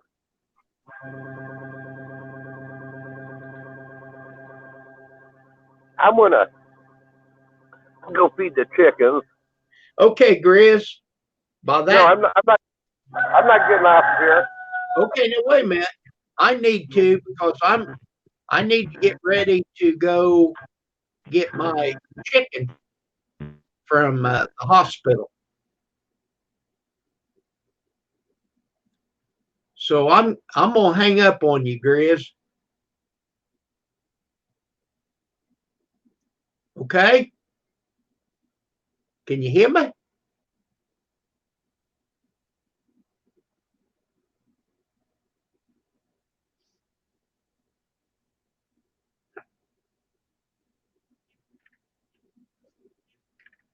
Here, chickie, chickie, chickie, chickie. Yeah, chickie, chickie, chickie.